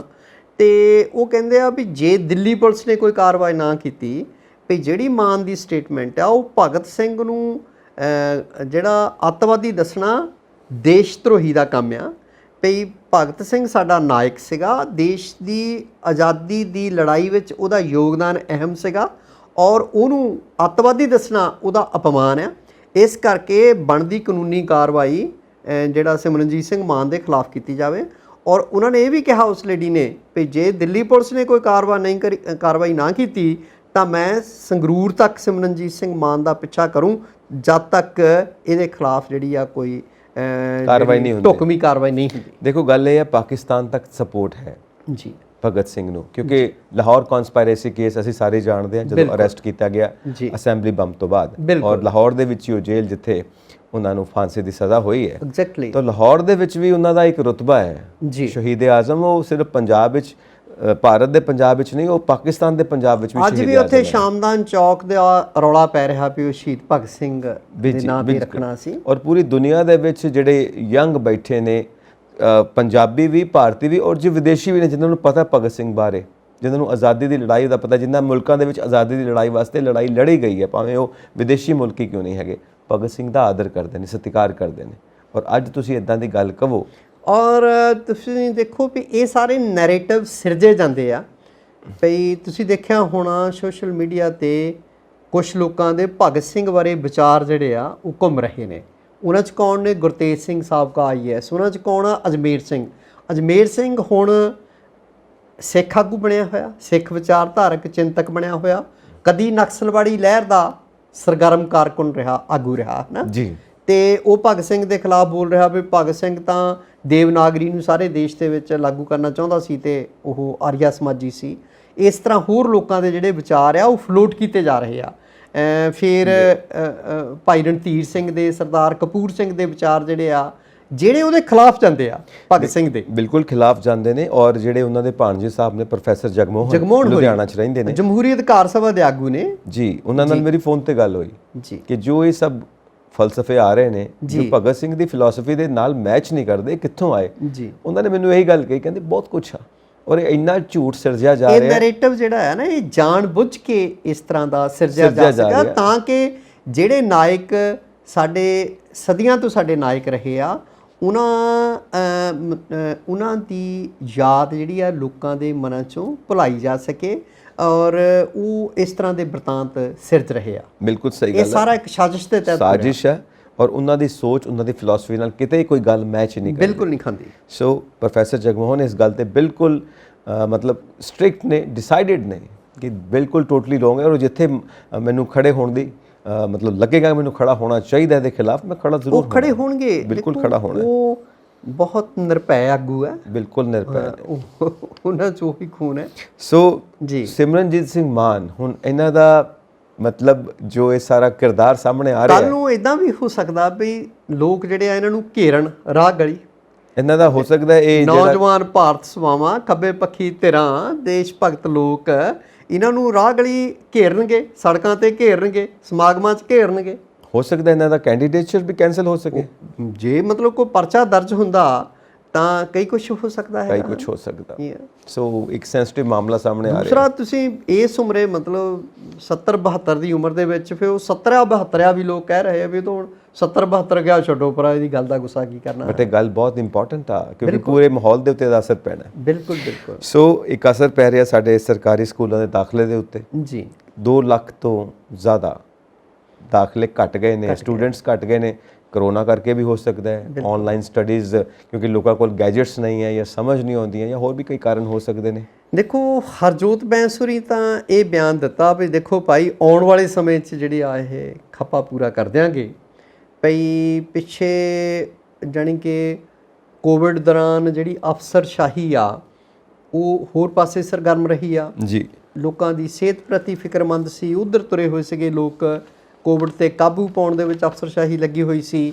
ਦੂਸਰਾ ਉਹਨਾਂ ਨੇ ਕਿਹਾ ਵੀ ਕੋਵਿਡ ਕਰਕੇ ਜਿਹੜੇ ਪ੍ਰਵਾਸੀ ਮਜ਼ਦੂਰ ਆ ਉਹ ਆਪਣੇ ਗ੍ਰਹਿ ਸੂਬਿਆਂ ਨੂੰ ਚਲੇ ਗਏ ਨੇ, ਪਰਤ ਗਏ ਸੀਗੇ, ਰਾਜਾਂ ਨੂੰ ਪਰਤ ਗਏ ਸੀਗੇ, ਤਾਂ ਭਈ ਉਹ ਹੁਣ ਵਾਪਸ ਵੀ ਆ ਗਏ ਆ। ਕਿਉਂਕਿ ਤੁਹਾਨੂੰ ਹੈਰਾਨੀ ਹੋਵੇਗੀ ਕਿ ਮੈਜੋਰਟੀ ਜਿਹੜੀ ਆਪਣੇ ਪੰਜਾਬ ਦੇ ਸਕੂਲਾਂ 'ਚ ਇਸ ਵੇਲੇ ਸਰਕਾਰੀ ਸਕੂਲਾਂ 'ਚ ਪੜ੍ਹ ਰਹੀ ਆ ਉਹ ਜਾਂ ਤਾਂ ਪਿੰਡਾਂ ਦੇ ਬਹੁਤ ਗਰੀਬ ਬੱਚੇ ਪੜ੍ਹ ਰਹੇ ਆ ਜਾਂ ਜਿਹੜੇ ਪੂਰਬੀਏ ਮਜ਼ਦੂਰ ਆ ਉਹਨਾਂ ਦੇ ਬੱਚੇ ਪੜ੍ਹ ਰਹੇ ਆ। ਠੀਕ ਹੈ, ਤੇ ਉਹ ਕਹਿੰਦੇ ਇਸ ਕਰਕੇ ਅਸੀਂ ਉਧਰ ਤਵੱਜੋ ਦੇਵਾਂਗੇ ਤਾਂ ਹੁਣ ਆਉਣ ਵਾਲੇ ਸਮੇਂ ਪਰ ਸਰਕਾਰੀ ਸਕੂਲਾਂ ਦੇ ਵਿੱਚ ਜਿਹੜਾ 2 ਲੱਖ, ਇਹ ਵੀ ਉਹਨਾਂ ਨੇ ਕਿਹਾ ਵੀ ਪ੍ਰਾਈਵੇਟ ਸਕੂਲਾਂ 'ਚੋਂ ਵੀ ਲੋਕਾਂ ਨੇ ਆਪਣੇ ਬੱਚੇ ਹਟਾ ਕੇ ਸਰਕਾਰੀ ਸਕੂਲਾਂ 'ਚ ਲਾਤੇ ਸੀ। ਔਰ ਜਿਹੜਾ ਹੁਣ ਮੋੜ ਕੇ ਆਪਣੇ ਦੁਬਾਰਾ ਉਹਨਾਂ ਨੇ ਮੁੜ ਤੋਂ ਜਿਹੜਾ ਆ ਉਹ ਪ੍ਰਾਈਵੇਟ ਸਕੂਲਾਂ 'ਚ ਆਪਣੇ ਬੱਚੇ ਦਾਖਲ ਕਰ ਦਿੱਤੇ ਆ। ਇਸ ਕਰਕੇ ਪਰ 2 ਲੱਖ ਕੋਈ ਗਿਣਤੀ, ਥੋੜੀ ਜਿਹੀ ਗਿਣਤੀ ਨਹੀਂ ਹੁੰਦੀ, ਬਹੁਤ ਜ਼ਿਆਦਾ ਗਿਣਤੀ ਹੈ। ਗਿਣਤੀ ਘਟਣੀ ਵਿਦਿਆਰਥੀਆਂ ਦੀ ਸਰਕਾਰੀ ਸਕੂਲਾਂ ਦੇ ਵਿੱਚ ਇਹ ਬਹੁਤ ਅਚੰਭੇ ਦੀ ਗੱਲ ਆ ਔਰ ਇਹਦੇ ਤੇ ਸਰਕਾਰਾਂ ਨੂੰ ਗੌਰ ਫਰਮਾਉਣੀ ਚਾਹੀਦੀ ਆ। ਜਿੱਦਾਂ ਅੱਗੇ ਸਰਕਾਰੀ ਕਾਲਜਾਂ ਦਾ ਹਾਲ ਆ, ਸਰਕਾਰੀ ਸੰਸਥਾਵਾਂ ਦਾ ਹਾਲ ਆ, ਉਹੀ ਹੁਣ ਪਿੰਡਾਂ ਦੇ ਸਰਕਾਰੀ ਸਕੂਲਾਂ ਦਾ ਹੋ ਜਾਏਗਾ। ਪਿੰਡਾਂ ਗੱਲ ਇਹ ਹੈ ਨਾ, ਇੱਕ ਦੂਜੀ ਗੱਲ ਇਹ ਵੀ ਕਾਊਂਟ ਕਰਦੀ ਹੈ ਕਿ ਪੜ੍ਹ ਲਿਖ ਕੇ ਕਰਨਾ ਕੀ ਆ ਜੀ, ਅੱਗੇ ਫਿਊਚਰ ਕੀ ਹੈ। ਬਿਲਕੁਲ, ਡਿਗਨਿਟੀ ਆਫ ਐਜੂਕੇਸ਼ਨ ਕੀ ਤਾਂ ਹੈ। ਧੁੰਦਲਾ ਆ। ਇਸ ਕਰਕੇ ਕੋਈ ਕੰਮ ਧੰਦਾ ਸਿੱਖੋ, ਕੋਈ ਸਕਿੱਲ ਡਿਵੈਲਪ ਕਰੋ ਔਰ ਗਵਰਨਮੈਂਟ ਆਪ ਵੀ ਰੌਲਾ ਪਾਉਂਦੀ ਹੈ ਸਕਿੱਲ ਡਿਵੈਲਪ ਕਰੋ, ਤੁਹਾਡੇ ਹੁਨਰ ਦਾ ਵਿਕਾਸ ਹੋਣਾ ਚਾਹੀਦਾ। ਬਿਲਕੁਲ, ਇਹ ਵੀ ਨਾਲ ਚੱਲਦਾ ਕਿ ਤੁਸੀਂ ਛੇਤੀ ਆਪਣੇ ਕਦਮਾਂ ਤੇ ਖੜੇ ਹੋ ਕੇ ਕਮਾਈ ਕਰਨੀ ਸ਼ੁਰੂ ਕਰ ਦਿਓ। ਲੋਕਾਂ ਦਾ ਦਿਮਾਗ ਹਰ ਪਾਸੇ ਚੱਲਦਾ ਹੈ ਕਿ ਖਾਣੀ ਰੋਟੀ ਹੈ ਜੀ, ਰੋਟੀ ਖਾਣ ਦਾ ਮਸਲਾ ਪਹਿਲਾਂ ਹੱਲ ਕਰੋ। ਬਿਲਕੁਲ, ਜਿਹੜਾ ਕੰਮ ਕਰਕੇ ਰੋਟੀ ਨਹੀਂ ਮਿਲਦੀ ਪਈ ਉਹ ਕੰਮ ਕਰਨਾ ਕਿਉਂ ਜੀ। ਹੁਣ ਪੜ੍ਹਾਈ ਕਰੋਗੇ 13 14 15 ਸਾਲ ਲੱਗਣਗੇ, ਉਸ ਤੋਂ ਬਾਅਦ ਵੀ ਗਰੰਟੀ ਨਹੀਂ ਕਿ ਕੀ ਹੋਣਾ ਤੇ ਕੀ ਨਹੀਂ ਹੋਣਾ। ਤੇ ਇਹੀ 13 14 ਸਾਲ ਤੇ ਕਿਸੇ ਕੰਮ ਧੰਦੇ ਤੇ ਲਗਾਓ, ਕੁਝ ਕੰਮ ਸਿੱਖਣ ਤੇ ਲਗਾਓ, ਕੱਲ ਨੂੰ ਰੋਟੀ ਖਾਣ ਜੋਗੇ ਹੋ ਜਾਓਗੇ। ਇਹ ਸੋਚ ਵਿੱਚ ਕੋਈ ਹੁਨਰ ਆ ਜਾਵੇ, ਇਹ ਡਿਵੈਲਪ ਕੀਤੀ ਗਈ ਸੋਚ, ਇਹ ਡਿਵੈਲਪ ਹੋਈ ਆ ਜੀ। ਔਰ ਅਸੀਂ ਪੁਰਾਣੇ ਸਮੇਂ 'ਚ ਦੇਖੀਏ ਨਾ, ਸਾਡੇ ਜਿਹੜਾ ਪੁਸ਼ਤੈਨੀ ਕੰਮ ਰਹੇ ਨੇ, ਪੁਸ਼ਤੈਨੀ ਧੰਦੇ ਰਹੇ ਨੇ, ਖੇਤੀਬਾੜੀ ਹੋ ਗਈ ਉਹ ਵੀ ਪੁਸ਼ਤੈਨੀ ਧੰਦਾ, ਲੱਕੜ ਦਾ ਕੰਮ ਕਰਨਾ, ਚਮੜੇ ਦਾ ਕੰਮ ਕਰਨਾ, ਸਾਰੇ ਕੰਮ, ਚਮੜਾ, ਖੱਡੀ ਉਦਯੋਗ, ਸਾਰੇ ਉਦਯੋਗ, ਇਹ ਜਿਹੜੇ ਆਪਾਂ ਹੈਂਡੀਕ੍ਰਾਫਟ ਜਿਹਨਾਂ ਨੂੰ ਕਹਿੰਦੇ ਹੈਂਡੀਕ੍ਰਾਫਟਸ ਆ, ਹਾਂਜੀ, ਹਸਤ ਕਲਾ ਨਾਲ ਸੰਬੰਧਿਤ ਜਿੰਨੀਆਂ ਵੀ ਚੀਜ਼ਾਂ ਨੇ, ਇੱਧਰ ਲੋਕਾਂ ਦਾ ਰੁਝਾਨ ਵਧਿਆ। ਬਿਲਕੁਲ, ਔਰ ਗਵਰਨਮੈਂਟ ਕੋਲੋਂ ਵੀ ਡਿਮਾਂਡ ਕਰ ਰਹੇ ਨੇ ਕਿ ਇੱਧਰ ਇਨਵੈਸਟ ਕਰੋ, ਤੁਹਾਨੂੰ ਬਹੁਤ ਕੁਝ ਮਿਲੇਗਾ, ਬਹੁਤ ਟੈਲੈਂਟ ਮਿਲੇਗਾ, ਬਹੁਤ ਸਕੋਪ ਆ। ਸੋ ਇਹ ਕਈ ਚੀਜ਼ਾਂ ਨੇ, ਸਿਰਫ ਇੱਕ ਫੈਕਟਰ ਨਹੀਂ ਹੈਗਾ। ਸਾਨੂੰ ਜਿਹੜੀ ਪੜ੍ਹਾਈ ਲਿਖਾਈ ਹੈ ਉਹਦਾ ਵੀ ਲੈਵਲ ਦੇਖਣਾ ਪਏਗਾ, ਉਹਦਾ ਵੀ ਸਟਾਈਲ ਦੇਖਣਾ ਪਏਗਾ ਕਿ ਵਰਲਡ ਦੇ ਸਾਹਮਣੇ ਖੜੇ ਕਿੱਥੇ ਹੈ। ਅਸੀਂ ਜਿਹੜੀ ਸਾਡੀ ਪੜ੍ਹਾਈ ਦੀ ਸਟੈਂਡਰਡ ਆ, ਤੁਸੀਂ ਦੱਸੋ ਵਰਲਡ ਦੇ ਮੁਕਾਬਲੇ 'ਚ ਅਸੀਂ ਕਿੱਥੇ ਖੜੇ ਆ? ਕੋਈ ਸਟੈਂਡ ਨੋਵੇਅਰ। ਕੀ ਪੜ੍ਹਾ ਕੇ ਰਹੇ ਕਿਤੇ ਵੀ ਨਹੀਂ ਤੁਸੀਂ। ਮੈਂ ਹੈਰਾਨ ਆ ਭਈ, ਤੁਹਾਨੂੰ ਪਤਾ ਵੀ ਸਾਰੀ ਉਮਰ ਅਖਬਾਰਾਂ ਦੇ ਨਿਊਜ਼ ਡੈਸਕ ਤੇ ਮੈਂ ਰਿਹਾ, ਤੇ ਇੱਕ ਬੱਚਾ ਜਿਹੜਾ ਆ ਉਹ ਕਿਤੇ ਕੋਈ ਹੈਡਿੰਗ ਵਗੈਰਾ ਜਿੱਦਾਂ ਮੇਰੇ ਕੋਲ ਲੈ ਕੇ ਆਉਂਦੇ ਵੀ ਪੇਜ ਬਣਾਇਆ ਖਬਰਾਂ ਦਾ, ਚੈੱਕ ਕਰਾਉਣ ਆ ਗਏ ਹੈ ਨਾ। ਹਾਂਜੀ, ਤਾਂ ਮੈਂ ਕਿਹਾ ਵੀ ਯਾਰ ਇਹ ਹੈਡਿੰਗ ਜਿਹੜਾ ਹੈ ਨਾ, ਇਹ ਮੈਨੂੰ ਮੈਸਕੂਲਿਨ ਜਿਹਾ, ਮਰਦਾਵਾਂ ਜਿਹਾ ਲੱਗਦਾ ਭਈ ਆਹ ਜਿਹੜੀ ਇਹਦੇ ਵਿੱਚ ਗੱਲ ਆ ਉਹ ਮਤਲਬ ਜਿੱਦਾਂ ਜਨਾਨਾ ਜੀ ਗੱਲ ਆ, ਪਰ ਤੂੰ ਮਰਦਾਵਾਂ ਜਿਹਾ ਇਹਨੂੰ ਬਣਾ ਕੇ ਲੈ ਕੇ ਆਇਆ। ਤੇ ਮੈਂ ਉਹਨੂੰ ਕਹਿਣਾ ਤੇ ਇਹ ਚਾਹੁੰਦਾ ਸੀ, ਪਰ ਮੈਂ ਲਫ਼ਜ਼ ਬਦਲੇ ਭਈ ਯਾਰ ਇਹ ਮਤਲਬ ਨਾ ਲਿੰਗ ਪਲਿੰਗ ਉਲਟ ਪੁਲਟ ਕਰ ਲਿਆ ਇੱਥੇ ਭਈ, ਇਹਦਾ ਨਾ ਮਤਲਬ ਇਸਤਰੀ ਲਿੰਗ ਚਾਹੀਦਾ ਹੈ ਨਾ। ਤੇ ਉਹ ਕਹਿੰਦਾ ਉਹ ਕੀ ਹੁੰਦਾ? ਮੈਂ ਕਿਹਾ ਭਈ ਤੈਨੂੰ ਲਿੰਗ ਪਲਿੰਗ ਪਤਾ? ਕਹਿੰਦਾ ਨਹੀਂ। ਫਿਰ ਮੈਂ ਉਹਨੂੰ ਕਿਹਾ ਭਈ ਤੈਨੂੰ ਮੈਸਕੂਲਿਨ ਫੈਮਿਨਨ ਪਤਾ? ਕਹਿੰਦਾ ਉਹ ਵੀ ਨਹੀਂ ਪਤਾ। ਮੈਂ ਕਿਹਾ ਯਾਰ ਭਈ ਮੈਨੂੰ ਅਫਸੋਸ ਆ, ਤੇਰੇ ਵਰਗਾ ਬੰਦਾ ਇੱਕ ਅਖਬਾਰ ਦੇ ਸੰਪਾਦਕੀ ਮੰਡਲ ਵਿੱਚ ਆ ਔਰ ਨਿਊਜ਼ ਡੈਸਕ 'ਤੇ ਕੰਮ ਕਰ ਰਿਹਾ। ਸੋ ਬੱਚੇ MA ਕਰ ਜਾਂਦੇ ਆ, MA ਅੰਗਰੇਜ਼ੀ ਕਰ ਜਾਂਦੇ ਆ, ਤੁਸੀਂ ਉਹਨਾਂ ਤੋਂ ਅਰਜੀ ਲਿਖਾ ਕੇ ਦੇਖੋ, 4 ਉਹਨਾਂ ਤੋਂ ਵਾਕ ਜਿਹੜੇ ਆ, ਫਿਰ ਪੰਜਾਬੀ, ਅੰਗਰੇਜ਼ੀ ਨੂੰ ਛੱਡੋ, ਤੁਸੀਂ ਪੰਜਾਬੀ ਦੀ MA ਮੈਂ 20 ਆਧਾਰ ਨਾਲ ਪੇਸ਼ ਕਰ ਸਕਦਾ ਭਈ MA ਪੰਜਾਬੀ ਕਰਨ ਤੋਂ ਬਾਅਦ 4 ਸਤਰਾਂ ਜਿਹੜੀਆਂ ਉਹ ਪੰਜਾਬੀ ਦੀਆਂ ਸ਼ੁੱਧ ਨਹੀਂ ਲਿਖ ਸਕਦੇ ਸ਼ਬਦ ਜੋੜ ਜਿਹੜੇ ਆ। ਕਿ ਇੱਕ ਇਹ ਹਾਲ ਆ ਵਿਦਿਆ ਦਾ। ਛੋਟੀ ਜਿਹੀ ਐਗਜ਼ਾਮਪਲ ਆ ਜੀ, 5ਵੀਂ ਕਲਾਸ ਦੇ ਵਿੱਚ ਐਸੇ ਮਾਈ ਬੈਸਟ ਫਰੈਂਡ ਜੀ, ਐਮਏ ਦੀ ਕਲਾਸ ਅੰਗਰੇਜ਼ੀ ਦੇ ਵਿੱਚ, ਫਿਰ ਮਾਈ ਬੈਸਟ ਫਰੈਂਡ। ਮਤਲਬ ਉਹ ਇਹ ਦੇਖਣਾ ਚਾਹੁੰਦੇ ਨੇ ਕਿ ਤੁਸੀਂ 5ਵੀਂ ਵਾਲਾ ਹੀ ਐਸੇ ਲਿਖਦੇ ਪਏ ਹੋ ਕਿ ਕੋਈ ਤਰੱਕੀ ਵੀ ਕੀਤੀ ਆ। ਜੇ ਤੁਸੀਂ ਉੱਥੇ ਵੀ ਉਹੀ ਲਿਖਦੇ ਹੋ, ਆਈ ਹੈਵ ਸੋ ਮੈਨੀ friends, he is my best friend, ਤੇ ਉਹ ਚ ਲਿਖਤਾ ਵੀ ਆ ਉਹਦੇ ਬਾਪੇ ਆਹ ਆ, ਉਹ ਕਰਦਾ ਆਹ, ਮੈਂ ਉਹਨੂੰ ਬਹੁਤ ਪਿਆਰ ਕਰਦਾ, ਆਈ ਲਵ ਹਿਮ ਵੈਰੀ ਮੱਚ। ਫਿਰ ਤੁਸੀਂ ਐਡਾ ਵੱਡਾ ਗੈਪ ਜੋ ਹੈ 5ਵੀਂ ਜਮਾਤ ਤੇ ਐਮਏ ਤੱਕ, ਉਸ ਗੈਪ ਦੇ ਵਿੱਚ ਤੁਸੀਂ ਕੁਝ ਸਿੱਖਿਆ ਨਹੀਂ ਹੈ। ਬਿਲਕੁਲ ਤੁਸੀਂ ਉੱਥੇ ਖੜੇ ਹੋ। ਬਿਲਕੁਲ। ਸੋ ਇਟ ਹੈਪਨਸ ਕਿ ਐਮਏ ਵਾਲਾ ਲਿਖੂਗਾ ਭਈ ਸਾਡੀ ਦੋਸਤੀ ਦਾ ਆਧਾਰ ਆ, ਉਹਦੀ ਇਦਾਂ ਦੀ ਵਿਚਾਰਧਾਰਾ ਆ, ਸਕੋਪ ਵੱਧ ਗਿਆ, ਸੋਚ ਵੱਧ ਗਈ, ਵੱਧ ਜਾਂਦਾ ਹੈਗਾ, ਹਨਾ। ਤੁਸੀਂ ਕਈ ਵਾਰ ਦੇਖੋ ਕਿ ਜਿਹਨੂੰ ਜਾਂ ਉਹ ਦੋਸਤੀ ਦੀ ਪਰਿਭਾਸ਼ਾ ਪਹਿਲਾਂ ਲਿਖੂਗਾ। ਮੈਚਿਓਰਿਟੀ ਇਮੈਚਿਓਰ ਆਪਾਂ ਕਈ ਵਾਰ ਕਹਿੰਦੇ ਬਿਲਕੁਲ ਬਿਲਕੁਲ। ਮਤਲਬ 50 ਸਾਲ 60 ਸਾਲ ਦੀ ਉਮਰ ਦੇ ਵਿੱਚ ਬੰਦੇ ਗੱਲਾਂ ਇਦਾਂ ਕਰਦੇ ਨੇ ਜਿਵੇਂ 18 ਸਾਲ ਦੀ ਉਮਰ ਦੇ ਹੁੰਦੇ ਨੇ। ਬਿਲਕੁਲ, ਕਿਉਂਕਿ ਉਹਨਾਂ ਦਾ ਮਾਨਸਿਕ ਵਿਕਾਸ ਨਹੀਂ ਹੋਇਆ, ਉੱਥੇ ਖੜੇ ਨੇ। ਸੋ ਇਹ ਚੀਜ਼ਾਂ, ਇਹ ਸਾਰਾ ਕੁਝ ਸਾਨੂੰ ਦੇਖਣਾ ਪਏਗਾ। ਕੁਛ ਜਿਹੜੇ ਲੋਕ ਆ ਦੇ ਆਰ ਵਾਈਜ਼ਰ ਦੈਨ देयर ਜੀਅਰਸ, ਹੈ ਨਾ, ਉਹ ਆਪਣੇ ਸਾਲਾਂ ਨਾਲੋਂ ਸਿਆਣੇ ਹੁੰਦੇ ਆ, ਹਨਾ। ਬਿਲਕੁਲ, ਉਹ ਦੇਖਣਾ ਪਏਗਾ ਸਾਨੂੰ ਕਿ ਵਰਲਡ ਲੈਵਲ ਦੇ ਉੱਤੇ ਐਜੂਕੇਸ਼ਨ ਦਾ ਮਿਆਰ ਕੀ ਹੈ, ਉਹਦੇ ਵਿੱਚ ਸਾਨੂੰ ਕੀ ਸੁਧਾਰ ਕਰਨਾ ਹੈ। ਬਿਲਕੁਲ ਬਿਲਕੁਲ। ਸੋ ਇੱਕ ਉਹ ਆਪਾਂ ਗੱਲ ਵਾਈਂਡ ਅਪ ਕਰਕੇ ਅੱਗੇ ਵਧਦੇ ਹਾਂ। ਉਹ ਕਹਿੰਦੇ ਨੇ ਨਾ ਕਿ ਹਰੇਕ ਚੀਜ਼ 'ਚ ਕਾਮਨ ਸੈਂਸ ਹੋਣੀ ਚਾਹੀਦੀ ਹੈ ਬੰਦੇ ਨੂੰ, ਉਹੀ ਵਿਦਿਆ ਦਾ ਆਧਾਰ ਹੁੰਦੀ ਹੈ। ਤਾਂ ਕਿਸੇ ਸਿਆਣੇ ਨੇ ਕਿਹਾ ਸੀ, common sense is the most uncommon thing in this world. तो इस करके कॉमन सेंस तो कदे मिलेगी नहीं देखने को। बिल्कुल बिल्कुल। सो आप आगे बढ़ते हैं क्योंकि एजुकेशन बेसिकली की है, एजुकेशन इज एटीट्यूड। बिल्कुल। Education is your behaviour. बिल्कुल बिल्कुल। जे ਤੁਹਾਡਾ ਬਿਹੇਵੀਅਰ ਹੀ ਕਮਾਲ ਦਾ ਨਹੀਂ ਹੈਗਾ ਤਾਂ ਤੁਸੀਂ ਐਜੂਕੇਟਿਡ ਨਹੀਂ ਹੋ। ਤੁਹਾਡਾ ਐਟੀਟਿਊਡ ਹੀ ਕਮਾਲ ਦਾ ਨਹੀਂ ਹੈ, ਤੁਸੀਂ ਐਜੂਕੇਟਿਡ ਨਹੀਂ ਹੋ। ਜਿਹੜੀ ਸੰਜੀਵ ਜੀ ਵਿਦਿਆ ਇਹ ਨਹੀਂ ਪਈ ਸਿਲੇਬਸ ਪੜ੍ਹ ਲਿਆ, 4 ਕਿਤਾਬਾਂ, 4 ਸਵਾਲ ਰੱਟ ਲਏ, ਉਹਨਾਂ ਦੇ ਜਵਾਬ ਤੇ ਪੇਪਰ ਦਿੱਤੇ, ਇਮਤਿਹਾਨ ਦਿੱਤੇ, ਪਾਸ ਹੋ ਗਏ ਤਾਂ ਕਲਾਸ ਅਗਲੀ 'ਚ ਚਲ ਗਏ, ਹੈ ਨਾ। ਐਜੂਕੇਸ਼ਨ ਜਿਹੜੀ ਆ ਇਹ ਸਾਡੀ ਪਰਸਨੈਲਿਟੀ ਗਰੋਥ ਹੈ, ਇਹ ਤੁਹਾਡੀ ਸ਼ਖਸੀਅਤ ਨੇ ਕਿਵੇਂ ਵਿਕਾਸ ਕਰਨਾ, ਤੁਸੀਂ ਜ਼ਿੰਦਗੀ 'ਚ ਕਿਵੇਂ ਵਿਚਰਨਾ ਹੈਗਾ, ਠੀਕ ਹੈ, ਤੁਹਾਡਾ ਸੋਚਣ ਦਾ ਢੰਗ ਕੀ ਹੋਣਾ ਚਾਹੀਦਾ, ਤੁਸੀਂ ਜਿਹੜੀ ਤੁਹਾਡੇ ਤੋਂ ਬਾਹਰਲੀ ਦੁਨੀਆ ਹੈਗੀ ਆ ਉਹਦੇ ਨਾਲ ਕਿੱਦਾਂ ਪੇਸ਼ ਆਉਂਦੇ ਆ, ਕਿੱਦਾਂ ਵਿਚਰਦੇ ਹੋ ਤੁਸੀਂ, ਉਹ ਸਾਰਾ ਐਜੂਕੇਸ਼ਨ ਦਾ ਹਿੱਸਾ। Education is your attitude. ਬਿਲਕੁਲ। ਔਰ ਐਟੀਟਿਊਡ ਅੱਗੇ ਜਾ ਕੇ ਤੁਹਾਡਾ ਬਿਹੇਵੀਅਰ ਬਣਦਾ ਹੈ। ਤੁਹਾਡਾ ਜਿਹੜਾ ਸੜਕ ਤੇ ਜਾਂਦਿਆਂ ਦਾ ਬਿਹੇਵੀਅਰ ਵੀ ਆ, ਵਾਈਲ ਡਰਾਈਵਿੰਗ, ਉਹ ਵੀ ਐਜੂਕੇਸ਼ਨ ਦਾ ਇੱਕ ਹਿੱਸਾ ਆ। ਬਿਹੇਵੀਅਰ ਹੀ ਐਜੂਕੇਸ਼ਨ ਹੈ। ਤੁਸੀਂ ਰੋਡ ਬਰਾਲ ਚ ਨਹੀਂ ਪੈਂਦੇ, ਹਾਊ ਯੂ ਬਿਹੇਵ। ਬਿਲਕੁਲ ਬਿਲਕੁਲ। ਜਿੱਦਾਂ ਹੁਣ ਕੋਈ ਬੰਦਾ ਬਹੁਤ ਪੜ੍ਹਿਆ ਲਿਖਿਆ ਤੇ ਕਿਸੇ ਨੇ ਬੁਲਾਇਆ, ਭੱਜ ਕੀ ਹਾਲ, ਤੂੰ ਅੰਬ ਲੈਣੇ ਆ। ਬਿਲਕੁਲ। ਬਸ ਤੁਹਾਡੀਆਂ ਡਿਗਰੀਆਂ ਦਾ ਮਤਲਬ ਕੀ ਮੈਨੂੰ ਸਮਝ ਆ ਗਿਆ। ਜੀ ਜੀ ਜੀ। ਸੋ ਬਿਹੇਵੀਅਰ ਇਜ਼ ਐਜੂਕੇਸ਼ਨ। ਬਿਲਕੁਲ ਬਿਲਕੁਲ। ਸੋ ਆਪਾਂ ਅੱਗੇ ਵਧਦੇ ਹਾਂ ਜੀ। ਸੋ 19 ਸਾਲ ਪੁਰਾਣਾ ਕੇਸ ਦਲੇਰ ਮਹਿੰਦੀ ਸਾਹਿਬ ਕਬੂਤਰਬਾਜ਼ੀ ਦਾ ਹੇਠਲੀ ਅਦਾਲਤ ਨੇ ਸੰਨ 2018 ਦੇ ਵਿੱਚ 2 ਸਾਲ ਦੀ ਸਜ਼ਾ ਦਿੱਤੀ। ਫਿਰ ਸੈਸ਼ਨ ਕੋਰਟ ਜਾਂਦੇ ਨੇ, ਐਡੀਸ਼ਨਲ ਸੈਸ਼ਨ ਜੱਜ ਪਟਿਆਲਾ ਕੋਲ ਚੱਲਦਾ ਰਹਿੰਦਾ। 2022 ਦੇ ਵਿੱਚ ਉਹਨਾਂ ਨੇ ਲੋਅਰ ਕੋਰਟ ਦਾ ਫੈਸਲਾ ਬਰਕਰਾਰ ਰੱਖਦੇ ਹੋਏ 2 ਸਾਲ ਦੀ ਜੇਲ੍ਹ ਭੇਜ ਦਿੱਤਾ। ਹੁਣ ਪਟਿਆਲਾ ਜੇਲ੍ਹ 'ਚ ਨੇ, ਹੁਣ ਹਾਈ ਕੋਰਟ ਪਹੁੰਚੇ ਨੇ। ਹਾਈ ਕੋਰਟ ਦੇ ਵਿੱਚ ਉਹਨਾਂ ਨੇ ਪਟੀਸ਼ਨ ਦਾਇਰ ਕੀਤੀ ਹੈ ਇਸ ਫੈਸਲੇ ਦੇ ਖਿਲਾਫ। ਜੇਲ੍ਹ 'ਚ ਮੁਨਸ਼ੀ ਲਾਤਾ ਉਹਨਾਂ ਨੂੰ ਜਾਂਦੇ ਹੀ। ਹਾਂਜੀ। ਤੇ ਕਹਿੰਦੇ ਪਈ ਜਿਹੜੇ ਉਹਨਾਂ ਦੇ ਨਾਲ ਮੇਲ ਮਿਲਾਪ ਹੋਇਆ, ਕਿਉਂਕਿ ਉੱਥੇ ਨਵਜੋਤ ਸਿੱਧੂ ਹੋਰੀ ਵੀ ਉੱਥੇ ਨੇ। ਪਰ ਦੇਖਣ ਵਾਲੀ ਗੱਲ ਇਹ ਆ ਸੰਜੀਵ ਜੀ, ਪਈ ਇਹ ਜਿਹੜੀ ਕਬੂਤਰਬਾਜੀ ਆ, ਕਦੀ ਫਗਵਾੜਿਓਂ ਰੌਲਾ ਪੈਂਦਾ ਹੁੰਦਾ ਸੀ, ਕਦੀ ਪੰਜਾਬ 'ਚ ਕਿੰਨੀਆਂ ਹੀ ਸਿਆਸੀ ਪਾਰਟੀਆਂ ਬਦਲਣ ਵਾਲਾ ਤੇ ਹਰੇਕ ਤੋਂ ਲਾਹਾ ਲੈਣ ਵਾਲਾ, ਬਿਨਾਂ ਚੋਣ ਲੜਿਆ ਕੇਂਦਰ 'ਚ ਮੰਤਰੀ ਬਣਨ ਵਾਲੇ ਬੰਦੇ ਦਾ ਵੀ, ਸਿਆਸਤਦਾਨ ਦਾ ਵੀ ਰੌਲਾ ਪੈਂਦਾ ਹੁੰਦਾ ਸੀ ਵੀ ਸਭ ਤੋਂ ਪਹਿਲਾਂ ਕਬੂਤਰਬਾਜੀ ਉਹਨੇ ਸ਼ੁਰੂ ਕੀਤੀ ਆ। ਉਸ ਪਿੱਛੋਂ ਰੌਲਾ ਰਿਪੇ ਪੈਂਦੇ ਰਹੇ। ਕਾਂਗਰਸ ਦੇ ਪੰਜਾਬ ਦੇ ਮੰਤਰੀ, ਅਕਾਲੀਆਂ ਦੇ ਮੰਤਰੀ, ਪਈ ਇੱਕ ਮਾਲਪੁਰ ਹਲਕੇ ਤੋਂ ਕਾਂਗਰਸੀਆਂ ਦਾ ਮੰਤਰੀ ਸੀ, ਉਹਦੇ ਬਾਰੇ ਵੀ ਪਈ ਇੱਧਰੋਂ ਬੰਦੇ ਲੈ ਜਾਂਦੇ ਆ, ਵਫਦ ਦੇ ਵਿੱਚ ਗਏ, ਉੱਧਰ ਛੱਡਤੇ।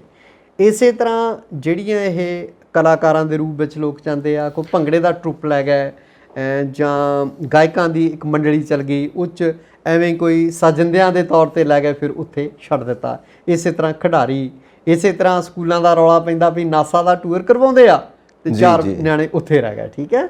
ਸੋ ਕਿਤੇ ਨਾ ਕਿਤੇ ਤਾਂ ਜ਼ਰੂਰ ਕੋਈ ਨਾ ਕੋਈ ਗੜਬੜ ਹੁੰਦੀ ਹੈ। ਦੇਖੋ, ਜਦੋਂ ਅਸੀਂ ਵੱਡੇ ਵੱਡੇ ਬੰਦਿਆਂ ਕੋਲੋਂ ਇਹ ਚੀਜ਼ਾਂ ਦੇਖਦੇ ਆ ਨਾ, ਅਸੀਂ ਐਕਸਪੈਕਟ ਨਹੀਂ ਕਰਦੇ ਕਿ ਜਿਨ੍ਹਾਂ ਨੂੰ ਅਸੀਂ ਇੰਨਾ ਭੁੱਖ ਜਿਹੜੀ ਆ, ਕਈ ਵਾਰੀ ਵੱਡੇ ਬਣ ਕੇ ਵੀ ਨਾ, ਵੱਡੇ ਆਪਾਂ ਕਿਹਨੂੰ ਕਹਿੰਦੇ ਆ, ਮੈਂ ਵੱਡਾ ਜਿਹੜੀ ਉਹਦੀ ਦੁਨਿਆਵੀ ਸ਼ਾਨੋ ਸ਼ੌਕਤ ਵਾਲੇ ਬੰਦਿਆਂ ਨੂੰ ਵੱਡੇ ਨਹੀਂ ਕਹਿੰਦਾ ਵੀ ਉਹਦੇ ਕੋਲ ਵੱਡੀਆਂ ਗੱਡੀਆਂ ਨੇ, ਵੱਡੀ ਕੋਠੀ ਆ, ਉਹ ਬਹੁਤ ਵਧੀਆ ਕੱਪੜੇ ਪਾਉਂਦਾ, ਜੁੱਤੇ ਪਾਉਂਦਾ, ਜਾਂ ਉਹ ਮਹਿੰਗੀਆਂ ਘੜੀਆਂ ਲਾਉਂਦਾ, ਮਹਿੰਗੇ ਪੈਨ ਰੱਖਦਾ।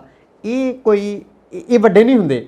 ਵੱਡੇ ਉਹ ਲੋਕ ਹੁੰਦੇ ਆ ਜਿਨ੍ਹਾਂ 'ਚ qualities of head and heart ਹੁੰਦੀਆਂ, ਜਿਨ੍ਹਾਂ 'ਚ ਦਿਲੋਂ ਦਿਮਾਗ ਦੇ ਗੁਣ ਹੁੰਦੇ ਨੇ, ਜਿਹੜੇ ਸਮਾਜ ਲਈ ਕੁਛ ਆਪਣੇ ਬਿੱਤੋਂ ਵੱਧ ਕੇ ਵੀ ਕਰਦੇ ਨੇ ਜਾਂ ਬਿੱਤ ਅਨੁਸਾਰ ਕਰਦੇ ਨੇ, ਉਹ ਲੋਕ ਵੱਡੇ ਹੁੰਦੇ ਆ। ਇਹ ਲੋਕ ਤਾਂ ਮਤਲਬ ਦੂਸਰਿਆਂ ਦੇ ਜਿਹੜਾ ਪੈਸੇ ਤੇ ਪਲਣ ਵਾਲੇ, ਮੈਂ ਕਹਿੰਦਾ ਵੀ ਜਿੱਦਾਂ ਉਹ ਆਕਾਸ਼ਵੇਲ ਹੁੰਦੀ ਹੈ ਨਾ, ਪੈਰਾਸਾਈਟ, ਇਹ ਤਾਂ ਪੈਰਾਸਾਈਟਸ ਆ ਸਾਡੇ ਸਮਾਜ ਦੇ, ਪਰਜੀਵੀ ਆ, ਦੂਸਰਿਆਂ ਦੀ ਕਮਾਈ ਤੇ ਪਲਣ ਵਾਲੇ ਲੋਕ। ਸੋ ਇਹਨਾਂ ਦਾ ਰੱਜ ਨਹੀਂ ਬਣ ਸਕਦਾ। ਦੇਖੋ, ਜੇ ਇੱਕ ਅਦਾਲਤ ਸੈਸ਼ਨ ਕੋਰਟ ਤੱਕ ਉਹਦੀ ਸਜ਼ਾ ਬਰਕਰਾਰ ਰੱਖਦੀ ਆ ਤਾਂ ਅਦਾਲਤ ਨੇ ਜ਼ਰੂਰ ਕੋਈ ਨਾ ਕੋਈ ਪ੍ਰੂਫ ਦੇਖੇ ਹੋਣਗੇ, ਸਬੂਤ ਦੇਖੇ ਹੋਣਗੇ। ਅੱਖਾਂ ਮੀਟ ਕੇ ਅਦਾਲਤ ਫੈਸਲਾ ਨਹੀਂ ਕਰਦੀ, ਹੈ ਨਾ। ਸੋ ਬਾਕੀ ਗੱਲ ਰਹੀ, ਦੇਖੋ ਇੱਕ ਮਸ਼ਹੂਰ ਗਾਇਕ ਆ, ਇੰਨੀ ਕਮਾਈ ਆ, ਦੁਨੀਆ ਪੂਰੀ 'ਚ ਜਾਣਿਆ ਜਾਂਦਾ, ਤੇ ਇਹਨਾਂ ਨੂੰ ਇਹੋ ਜਿਹਾ ਕੰਮ ਕਰਨ ਦੀ ਲੋੜ ਕਿਉਂ ਪੈਂਦੀ ਆ? ਬਿਲਕੁਲ ਸਹੀ ਗੱਲ ਹੈ। Punjabi music, Punjabi lyrics, Punjabi songs ਨੂੰ ਇੰਟਰਨੈਸ਼ਨਲ ਲੈਵਲ ਤੇ ਲਿਜਾਣ ਦਾ ਕੰਮ ਜੋ ਦਲੇਰ ਮਹਿੰਦੀ ਨੇ ਕੀਤਾ, ਬਿਲਕੁਲ, ਹੋਰ ਕਿਸੇ ਨੇ ਨਹੀਂ ਕੀਤਾ। ਇੱਕ ਵਾਰੀ ਉਹਨਾਂ ਨੇ, ਤੁਹਾਨੂੰ ਯਾਦ ਹੋਵੇ ਸ਼ਾਇਦ, ਵੀ ਹੰਸਰਾਜ ਹੰਸ ਉਹਨਾਂ ਨੂੰ ਚੈਲੰਜ ਕਰ ਦਿੱਤਾ ਸੀ ਉਹਨਾਂ ਨੇ ਵੀ ਹੰਸ ਨੂੰ ਸੁਰ ਨਹੀਂ ਲਾਉਣੀ ਆਉਂਦੀ, ਹੈ ਨਾ। ਤੇ ਸੁਰ ਦਾ ਗਿਆਨ ਆ ਦਲੇਰ ਮਹਿੰਦੀ ਹੁਣ ਤਾਂ ਰਿਸ਼ਤੇਦਾਰ ਨੇ, ਹੁੰਦਾ ਨਾ ਕਹੋ ਇਦਾਂ ਦੀ ਗੱਲ। ਤੇ ਜਾਣੀ ਕਿ ਰੌਲਾ ਰੱਪਾ ਪਿਆ ਨਾ, ਇੱਕ ਵਾਰੀ ਇਹ ਤਾਂ ਮਤਲਬ ਜਿਹੜਾ ਆ ਬਿਆਨ ਆਇਆ, ਸਾਰੀਆਂ ਅਖਬਾਰਾਂ, ਰੇਡੀਓ, ਟੀਵੀ ਤੇ ਚੱਲਦਾ ਰਿਹਾ, ਹੈ ਨਾ। ਹੰਸਰਾਜ ਹੰਸ ਜੀ ਦੇ ਘਰ ਉਹਨਾਂ ਦੀ ਬੇਟੀ ਹੈ, ਉਹਨਾਂ ਦੇ ਹੰਸ ਜੀ ਦੇ ਬੇਟੇ ਨਾਲ ਵਿਆਹ ਹੋਇਆ। ਪਰ ਜੇ ਆਪਾਂ ਸੁਰ ਦੀ ਗੱਲ ਕਰੀਏ ਤਾਂ ਜਿੰਨਾ ਸੁਰ ਦਾ ਗਿਆਨ ਉਹਨਾਂ ਨੂੰ ਆ, ਉਹ ਸ਼ਾਇਦ ਹੀ ਕਿਸੇ ਹੋਰ ਨੂੰ ਹੋਵੇ ਜਿੰਨਾ ਦਲੇਰ ਮਹਿੰਦੀ ਨੂੰ ਆ। ਪਰ ਉਹਦੇ ਬਾਵਜੂਦ ਇਹੋ ਜਿਹੇ ਕਬੂਤਰਬਾਜ਼ੀ ਦੇ ਮਾਮਲਿਆਂ ਵਿੱਚ ਫਸਣਾ ਇਹ ਸਵਾਲ ਖੜੇ ਕਰਦਾ। ਬਿਲਕੁਲ ਜੀ, ਹੰਸਰਾਜ ਹੰਸ ਜੀ ਤਾਂ ਤੁਸੀਂ ਦੇਖਦੇ ਹੋ ਰਾਜ ਗਾਇਕ ਨੇ, ਔਰ ਇੰਗਲੈਂਡ ਯੂਨੀਵਰਸਿਟੀ ਜਿੱਥੇ ਨੁਸਰਤ ਫਤਿਹ ਅਲੀ ਖਾਨ ਸਾਹਿਬ ਪੜ੍ਹਾਉਣ ਜਾਂਦੇ ਰਹੇ ਨੇ, ਉੱਥੇ ਹੁਣ ਹੰਸ ਜੀ ਵੀ ਜਾਂਦੇ ਨੇ। ਬਿਲਕੁਲ, ਔਰ ਇਸ ਵੇਲੇ ਚਲੋ ਭਾਵੇਂ ਉਹਨਾਂ ਨੂੰ ਸਿਆਸਤ ਦੀ ਕਿੰਨੀ ਕੁ ਸਮਝ ਆ, ਕਿੰਨੀ ਕੁ ਨਹੀਂ, ਉਹ ਕਈ ਵਾਰੀ ਸਾਹਮਣੇ ਆ ਜਾਂਦੀ ਆ, ਪਰ ਇਸ ਵੇਲੇ ਉਹ ਸਾਡੇ ਸੰਸਦ ਮੈਂਬਰ ਆ, ਮੈਂਬਰ ਪਾਰਲੀਮੈਂਟ ਆ। ਪਰ ਉਹਨਾਂ ਦੀ ਜਿਹੜੀ ਹਲੀਮੀ ਆ ਹੰਸਰਾਜ ਹੰਸ ਉਹਨਾਂ ਦੀ, ਉਹ ਕਾਬਲੇ ਤਾਰੀਫ, ਸੂਫੀਆਨਾ ਸੋਚ ਦੇ ਮਾਲਕ ਨੇ। ਅਜੇ ਵੀ ਉਹ ਜਿਹਾ, ਬਿਲਕੁਲ ਸਹੀ ਗੱਲ, ਅੰਦਾਜ਼ ਉਹਨਾਂ ਦਾ ਨਹੀਂ ਗਿਆ। ਸੇਮ ਉਹੀ ਜਿੱਦਾਂ ਗੁਰਦਾਸ ਮਾਨ ਸਾਹਿਬ ਨੇ, ਉਸੇ ਤਰ੍ਹਾਂ ਹੀ ਹੰਸਰਾਜ ਹੰਸ ਨੇ। ਸੋ ਦਲੇਰ ਮਹਿੰਦੀ ਸਾਹਿਬ ਤੋਂ ਆਪਾਂ ਇਹ ਕਹਿ ਸਕਦੇ ਹਾਂ ਨਾ ਕਿ it was not expect of you, ਤੁਹਾਡੇ ਤੋਂ ਇਹ ਉਮੀਦ ਨਹੀਂ ਸੀ, ਪਰ ਇਹ ਹੋਇਆ। ਹੁਣ ਜਦੋਂ ਤੱਕ ਇਹ ਨਹੀਂ ਕਹਿ ਦਿੰਦੇ ਕਿ ਕੋਰਟ ਵੱਲੋਂ ਕਿ ਇਹ ਗਲਤ ਹੈ, ਇਹ ਗਲਤ, ਤਦ ਤੱਕ ਤਾਂ ਉਹ ਦੋਸ਼ੀ ਨੇ ਨਾ, ਦੋਸ਼ੀ ਨੇ, ਕਿਉਂਕਿ ਜੇਲ੍ਹ 'ਚ ਨੇ। ਨੋਬਡੀ ਕੁਡ ਐਕਸਪੈਕਟ, ਮਤਲਬ ਫਰੋਮ ਅ ਪਰਸਨ ਆਫ ਸੱਚ ਸਟੇਟਸ, ਹੈ ਨਾ, ਹਾਇਰ ਸਟੇਟਸ ਦੇ ਬੰਦੇ ਤੋਂ, ਗਾਇਕੀ ਦੇ ਵਿੱਚ ਇੱਕ ਵੱਡਾ ਮੁਕਾਮ ਰੱਖਦੇ ਬੰਦੇ ਕੋਲੋਂ ਇਹ ਤਵੱਕੋ ਨਹੀਂ ਕੀਤੀ ਜਾ ਸਕਦੀ। ਗਾਇਕੀ ਤਾਂ ਵੈਸੇ ਵੀ ਅਸੀਂ ਕਹਿੰਦੇ ਹਾਂ ਕਿ ਕੁਦਰਤ ਦੇ ਨਾਲ ਜੁੜਨ ਦਾ ਇੱਕ ਤਰੀਕਾ ਹੈ। ਬਿਲਕੁਲ ਬਿਲਕੁਲ। ਸੋ ਅੱਗੇ ਵਧਦੇ ਹਾਂ ਜੀ ਅਸੀਂ। ਮਾਨ ਸਰਕਾਰ ਨੇ ਇੱਕ ਫੈਸਲਾ ਲਿਆ ਕਿ ਜੇਲ੍ਹਾਂ ਦੇ ਵਿੱਚ ਵੀ ਨਸ਼ਾ ਪਹੁੰਚਦਾ, ਕਿਉਂਕਿ ਸਾਰੀ ਸਟੇਟ 'ਚ ਨਸ਼ਾ ਔਰ ਮੁਹਿੰਮ ਛੇੜੀ ਹੋਈ ਹੈ ਕਿ ਸਟੇਟ ਨੂੰ ਡਰੱਗ ਫਰੀ ਕਰਨਾ, ਤੇ ਡੋਪ ਟੈਸਟ ਹੋਣਗੇ ਕੈਦੀਆਂ ਦੇ ਜਿੱਥੇ ਜਿੱਥੇ ਸ਼ੱਕ ਪਏਗਾ ਕਿ ਨਸ਼ਾ ਹੈ, ਔਰ ਕੈਦੀਆਂ ਦੇ ਡੋਪ ਟੈਸਟ ਤੋਂ ਬਾਅਦ ਇਹ ਨਿਰਣਾ ਹੋਏਗਾ ਕਿ ਕਿੱਥੇ ਤੱਕ ਨਸ਼ਾ ਪਹੁੰਚਿਆ ਹੋਇਆ ਜੇਲ੍ਹਾਂ ਦੇ ਅੰਦਰ। ਤੁਹਾਨੂੰ ਨਹੀਂ ਲੱਗਦਾ ਪ੍ਰਸ਼ਾਸਨ ਦੇ ਉੱਤੇ ਵੀ ਇੱਕ ਸਵਾਲ ਉੱਠੇਗਾ? ਅਕਸਰ ਹੀ ਜੇਲ੍ਹਾਂ ਦੇ ਵਿੱਚੋਂ ਨਸ਼ੀਲੇ ਪਦਾਰਥ ਫੜੇ ਜਾਂਦੇ ਆ। ਹਾਂਜੀ, ਜੇਲ੍ਹਾਂ 'ਚੋਂ ਮੋਬਾਈਲ ਫੜੇ ਜਾਂਦੇ ਆ, ਮੋਬਾਈਲ ਸਿਮ ਫੜੇ ਜਾਂਦੇ ਆ। ਔਰ ਦੇਖਣ ਵਾਲੀ ਗੱਲ ਇਹ ਆ ਵੀ ਜੇ ਡੋਪ ਟੈਸਟ ਦੇ ਵਿੱਚ, ਹਾਂਜੀ, ਪੰਜਾਬ ਦੇ ਜਿਹੜੇ ਜੇਲ੍ਹਾਂ ਕੱਟ ਰਹੇ ਲੋਕ ਆ, ਸਜ਼ਾ ਯਾਫਤਾ ਕੈਦੀ ਆ, ਉਹ ਜੇ ਕੋਈ ਰੱਬ ਕਰੇ ਉਹ ਗਿਣਤੀ ਨਾ ਮਾਤਰ ਹੋਵੇ, ਪਰ ਜੇ ਉਹ ਗਿਣਤੀ ਵੱਧ ਹੈ, ਇੱਕ ਜੇਲ੍ਹ 'ਚੋਂ ਕਈ ਜਿਹੜੇ ਕੈਦੀ ਨਸ਼ੇੜੀ ਮਿਲਦੇ ਆ, ਤਾਂ ਫਿਰ ਜੇਲ੍ਹ ਪ੍ਰਸ਼ਾਸਨ ਵੀ ਕਟਹਿਰੇ 'ਚ ਖੜਾ ਕੀਤਾ ਜਾਣਾ ਚਾਹੀਦਾ ਵੀ ਇਹ ਨਸ਼ੀਲੇ ਪਦਾਰਥ ਜੇਲ੍ਹਾਂ 'ਚ ਕਿਵੇਂ ਪਹੁੰਚਦੇ ਆ। ਦੇਖੋ, ਜਿੱਥੇ ਕਹਿੰਦੇ ਆ ਵੀ ਪੱਤਾ ਨਹੀਂ ਮਤਲਬ ਡਿੱਗਦਾ ਥੱਲੇ, ਠੀਕ ਹੈ, ਜੇਲ੍ਹਾਂ ਦੇ ਵਿੱਚ ਇੱਦਾਂ ਦੇ ਸਖਤ ਪ੍ਰਬੰਧ ਹੁੰਦੇ ਆ, ਉੱਥੇ ਨਸ਼ੇ ਕਿੱਦਾਂ ਪਹੁੰਚਦੇ ਆ? ਬਿਲਕੁਲ ਸਹੀ ਗੱਲ ਹੈ। ਜੇ ਨਸ਼ੇ ਜੇਲ੍ਹਾਂ ਦੇ ਵਿੱਚ ਮਿਲਦੇ ਆ, ਇਹਦਾ ਮਤਲਬ ਹਾਈ ਅਫੀਸ਼ੀਅਲਸ ਉਹਦੇ 'ਚ ਇਨਵੋਲਵ ਆ। ਕਦੀ ਨਹੀਂ ਹੋ ਸਕਦਾ ਕਿ ਉਹਨਾਂ ਦੀ ਇਨਵੋਲਵਮੈਂਟ ਤੋਂ ਬਿਨਾਂ ਅੰਦਰ ਪਹੁੰਚ ਜਾਣ, ਕਿਉਂਕਿ ਮਾਰਕੀਟ ਰੈਡੀ ਮਾਰਕੀਟ ਹੈ ਜੇਲ੍ਹਾਂ ਦੇ ਅੰਦਰ। ਤੇ ਜੇ ਨਸ਼ੇ ਮਿਲਦੇ ਨੇ ਨਾ, ਤਾਂ ਇੱਕ ਰੈਡੀ ਮਾਰਕੀਟ ਮਿਲੀ ਹੋਈ ਹੈ, ਜਿਹੜੇ ਡਰੱਗ ਸਪਲਾਇਰਸ ਨੇ ਉਹਨਾਂ ਵਾਸਤੇ ਇੱਕ ਰੈਡੀ ਮਾਰਕੀਟ ਹੈ ਕਿ ਉੱਥੇ ਇੰਨੇ ਲੋਕਾਂ ਨੇ ਖਾਣਾ ਹੀ ਖਾਣਾ ਨਸ਼ਾ। ਸੋ ਬਹੁਤ ਤੰਤਰ ਵਿਗੜਿਆ ਪਿਆ। ਤੁਸੀਂ ਕੀ ਗੱਲ ਕਰੋਗੇ? ਸੋ ਆਪਾਂ ਅੱਗੇ ਵਧੀਏ ਕਿ ਇੱਕ ਸੈਕਿੰਡ ਮਾਮਲਾ ਵੀ ਮਿਲਿਆ ਹੈ ਮੰਕੀ ਪੌਕਸ ਦਾ ਭਾਰਤ ਦੇ ਅੰਦਰ। ਪਹਿਲਾਂ ਕੇਰਲਾ ਵੱਲੋਂ ਮਿਲਿਆ ਸੀਗਾ, ਹਜੇ ਐਗਜ਼ੈਕਟਲੀ ਇਹਨਾਂ ਦੀ ਜਗ੍ਹਾ ਇਹਨਾਂ ਨੇ ਕਲੀਅਰ ਨਹੀਂ ਕੀਤੀ, ਹਜੇ ਇਹੀ ਸਿਰਫ ਨਿਊਜ਼ ਮਿਲਦੀ ਪਈ ਹੈ ਕਿ ਸੈਕਿੰਡ ਮਾਮਲਾ ਸਾਹਮਣੇ ਆ ਰਿਹਾ, ਔਰ ਬੜਾ ਹਾਈ ਅਲਰਟ ਤੇ ਗਵਰਨਮੈਂਟ ਹੋ ਰਹੀ ਹੈ ਕਿ ਪਹਿਲਾਂ ਕਰੋਨਾ ਨਾਲ ਨਜਿੱਠਿਆ ਤੇ ਹੁਣ ਇਹ ਨਵਾਂ ਪੰਗਾ ਪੈਣ ਲੱਗਾ। ਇਹ ਕੀ ਚੀਜ਼ ਹੈ ਮੰਕੀ ਪੌਕਸ? ਅਮਰੀਕਾ ਵਿੱਚ ਵੀ ਹੈ, ਬਾਕੀ ਕਈ ਦੇਸ਼ਾਂ ਵਿੱਚ ਹੈ। ਸੋ ਇਹਦੇ ਦੇਖੋ, ਉੱਤੇ ਪਤਾ ਤਾਂ ਨਹੀਂ ਲੱਗਦਾ ਸੰਜੀਵ ਜੀ, ਪਰ ਕਿਤੇ ਕਿਤੇ ਮੈਨੂੰ ਇਦਾਂ ਲੱਗਦਾ ਹੁੰਦਾ ਵੀ ਜਿਹੜੀ ਕੁਦਰਤ ਹੈ ਨਾ ਉਹ ਬੜੀ ਬਲਵਾਨ ਹੈ। ਪਤਾ ਨਹੀਂ ਤਾਂ ਉਹ ਮਨੁੱਖ ਨੂੰ ਸਬਕ ਸਿਖਾ ਰਹੀ ਹੈ, ਕਿਉਂਕਿ ਕੁਦਰਤ ਨਾਲ ਵੀ ਮਨੁੱਖ ਖਿਲਵਾੜ ਕਰ ਰਿਹਾ, ਨਦੀਆਂ ਨਾਲੇ ਜਿਹੜੇ ਆ ਉਹ ਪ੍ਰਦੂਸ਼ਿਤ ਕਰ ਰਿਹਾ, ਠੀਕ ਹੈ, ਜੰਗਲ ਵੱਢ ਰਿਹਾ ਮਨੁੱਖ, ਓਜ਼ੋਨ ਪਰਤ ਜਿਹੜੀ ਹੈ ਉਹਦੇ ਵਿੱਚ ਕਿੱਡਾ ਮਘੋਰਾ ਹੋ ਚੁੱਕਾ ਹੈਗਾ, ਖਾਸ ਕਰਕੇ ਆਸਟ੍ਰੇਲੀਆ ਵਾਲੇ ਪਾਸੇ ਹੈ ਨਾ, ਆਸਟ੍ਰੇਲੀਆ ਦੇ ਅਸਮਾਨ ਉੱਪਰ। ਔਰ ਤੁਸੀਂ ਦੇਖੋ ਏਡਸ, ਕੈਂਸਰ ਵਰਗੀਆਂ ਨਾਮਰੋਦ ਬਿਮਾਰੀਆਂ ਦਾ ਮਨੁੱਖ ਸ਼ਿਕਾਰ ਹੁੰਦਾ।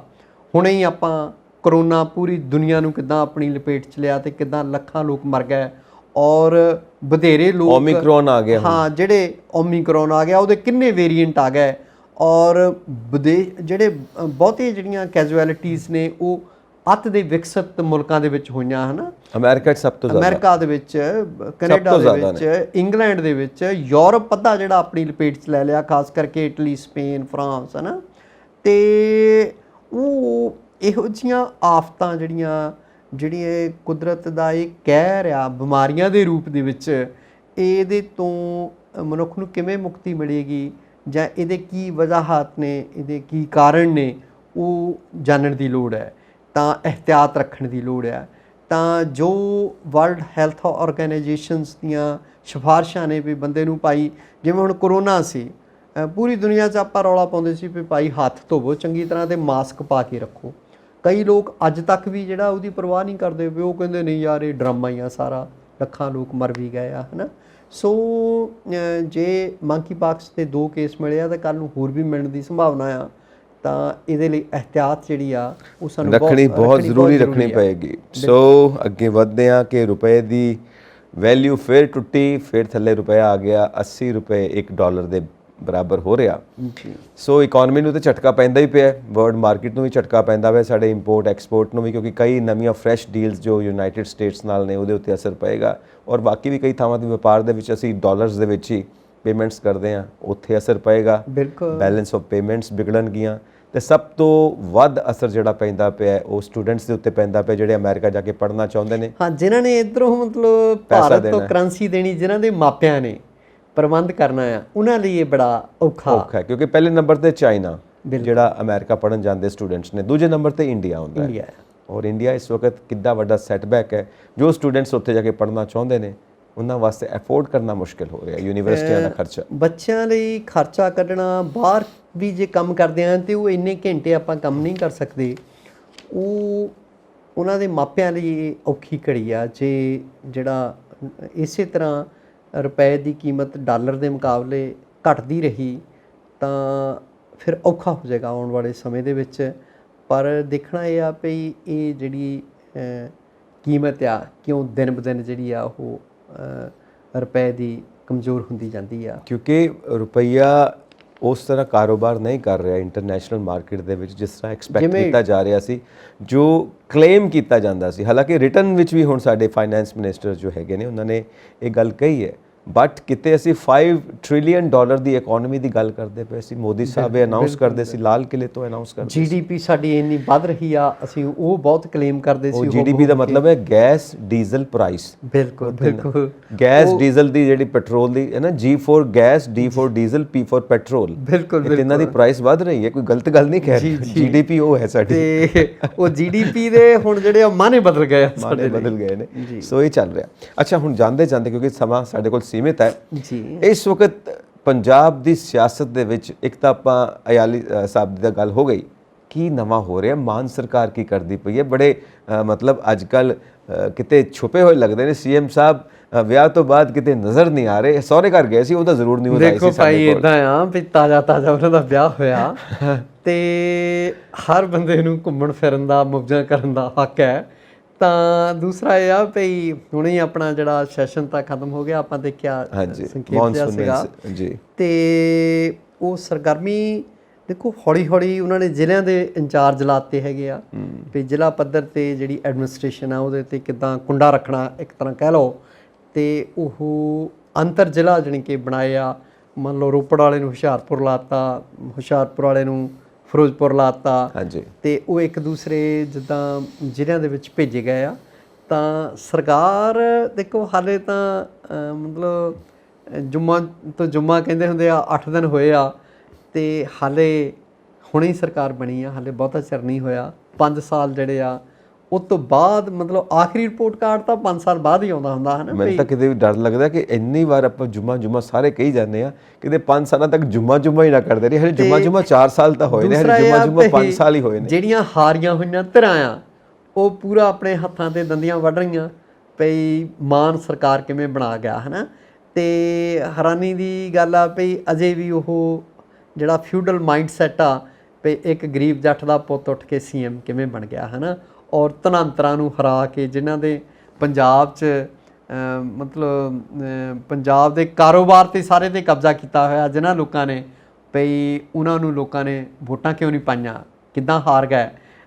ਉਹ ਜਿਹੜਾ ਸਵੈ ਮੁਲਾਂਕਣ ਜਦ ਕਿ ਉਹਨਾਂ ਨੂੰ ਕਰਨਾ ਚਾਹੀਦਾ, ਉਹਨਾਂ ਸਿਆਸਤਦਾਨਾਂ ਨੂੰ, ਉਹਨਾਂ ਸਿਆਸੀ ਪਾਰਟੀਆਂ ਨੂੰ, ਉਹ ਮਤਲਬ ਮਾਨ ਸਰਕਾਰ ਦੀਆਂ ਲੱਤਾਂ ਖਿੱਚਣ ਤੇ ਜ਼ਿਆਦਾ ਜ਼ੋਰ ਲਾ ਰਹੇ ਆ। ਬਿਲਕੁਲ ਸਹੀ ਗੱਲ ਹੈ। ਜਿਹੜਾ ਇਹ ਕਹਿੰਦੇ ਨੇ ਨਾ ਕਿ ਮਾਨ ਕਿਵੇਂ ਬਣਾ ਗਿਆ, ਇਹ ਲੋਕਾਂ ਨੂੰ ਪੁੱਛੋ। ਮਾਨ ਨੂੰ ਥੋੜਾ ਪਤਾ ਹੈ ਉਹ ਕਿਵੇਂ ਬਣਾ ਗਿਆ। ਲੋਕਾਂ ਨੇ ਬਣਾਇਆ, ਲੋਕਾਂ ਨੂੰ ਪੁੱਛੋ ਵੀ ਤੁਸੀਂ ਕਿਉਂ ਬਣਾਇਆ। ਬਿਲਕੁਲ। ਫਿਰ ਲੋਕੀ ਤੁਹਾਨੂੰ ਦੱਸਣਗੇ ਤੁਸੀਂ ਕੀ ਕਰਦੇ ਹੋ। ਕੋਈ ਮੌਕਾ ਨਹੀਂ ਵਿਰੋਧੀ ਧਿਰ ਹੱਥੋਂ ਗਵਾਉਂਦੀ ਮਾਨ ਦੀ ਆਲੋਚਨਾ ਕਰਨ ਦੀ, ਮਾਨ ਦੀਆਂ ਲੱਤਾਂ ਖਿੱਚਣ ਦੀ।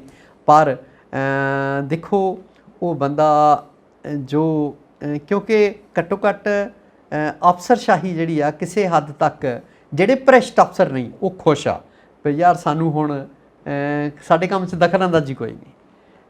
ਪਹਿਲਾਂ ਆਪਾਂ ਸਾਰੇ ਹੀ ਜਾਣਦੇ ਹਾਂ ਵੀ ਥੱਲਿਓਂ ਥਾਣੇਦਾਰ ਤੋਂ ਲੈ ਕੇ ਚੌਂਕੀ ਤੋਂ ਲੈ ਕੇ ਕਿਵੇਂ SSP ਆਫਿਸ ਤੱਕ ਸਿਆਸਤਦਾਨ ਦਖਲਅੰਦਾਜ਼ੀ ਕਰਦੇ ਆ।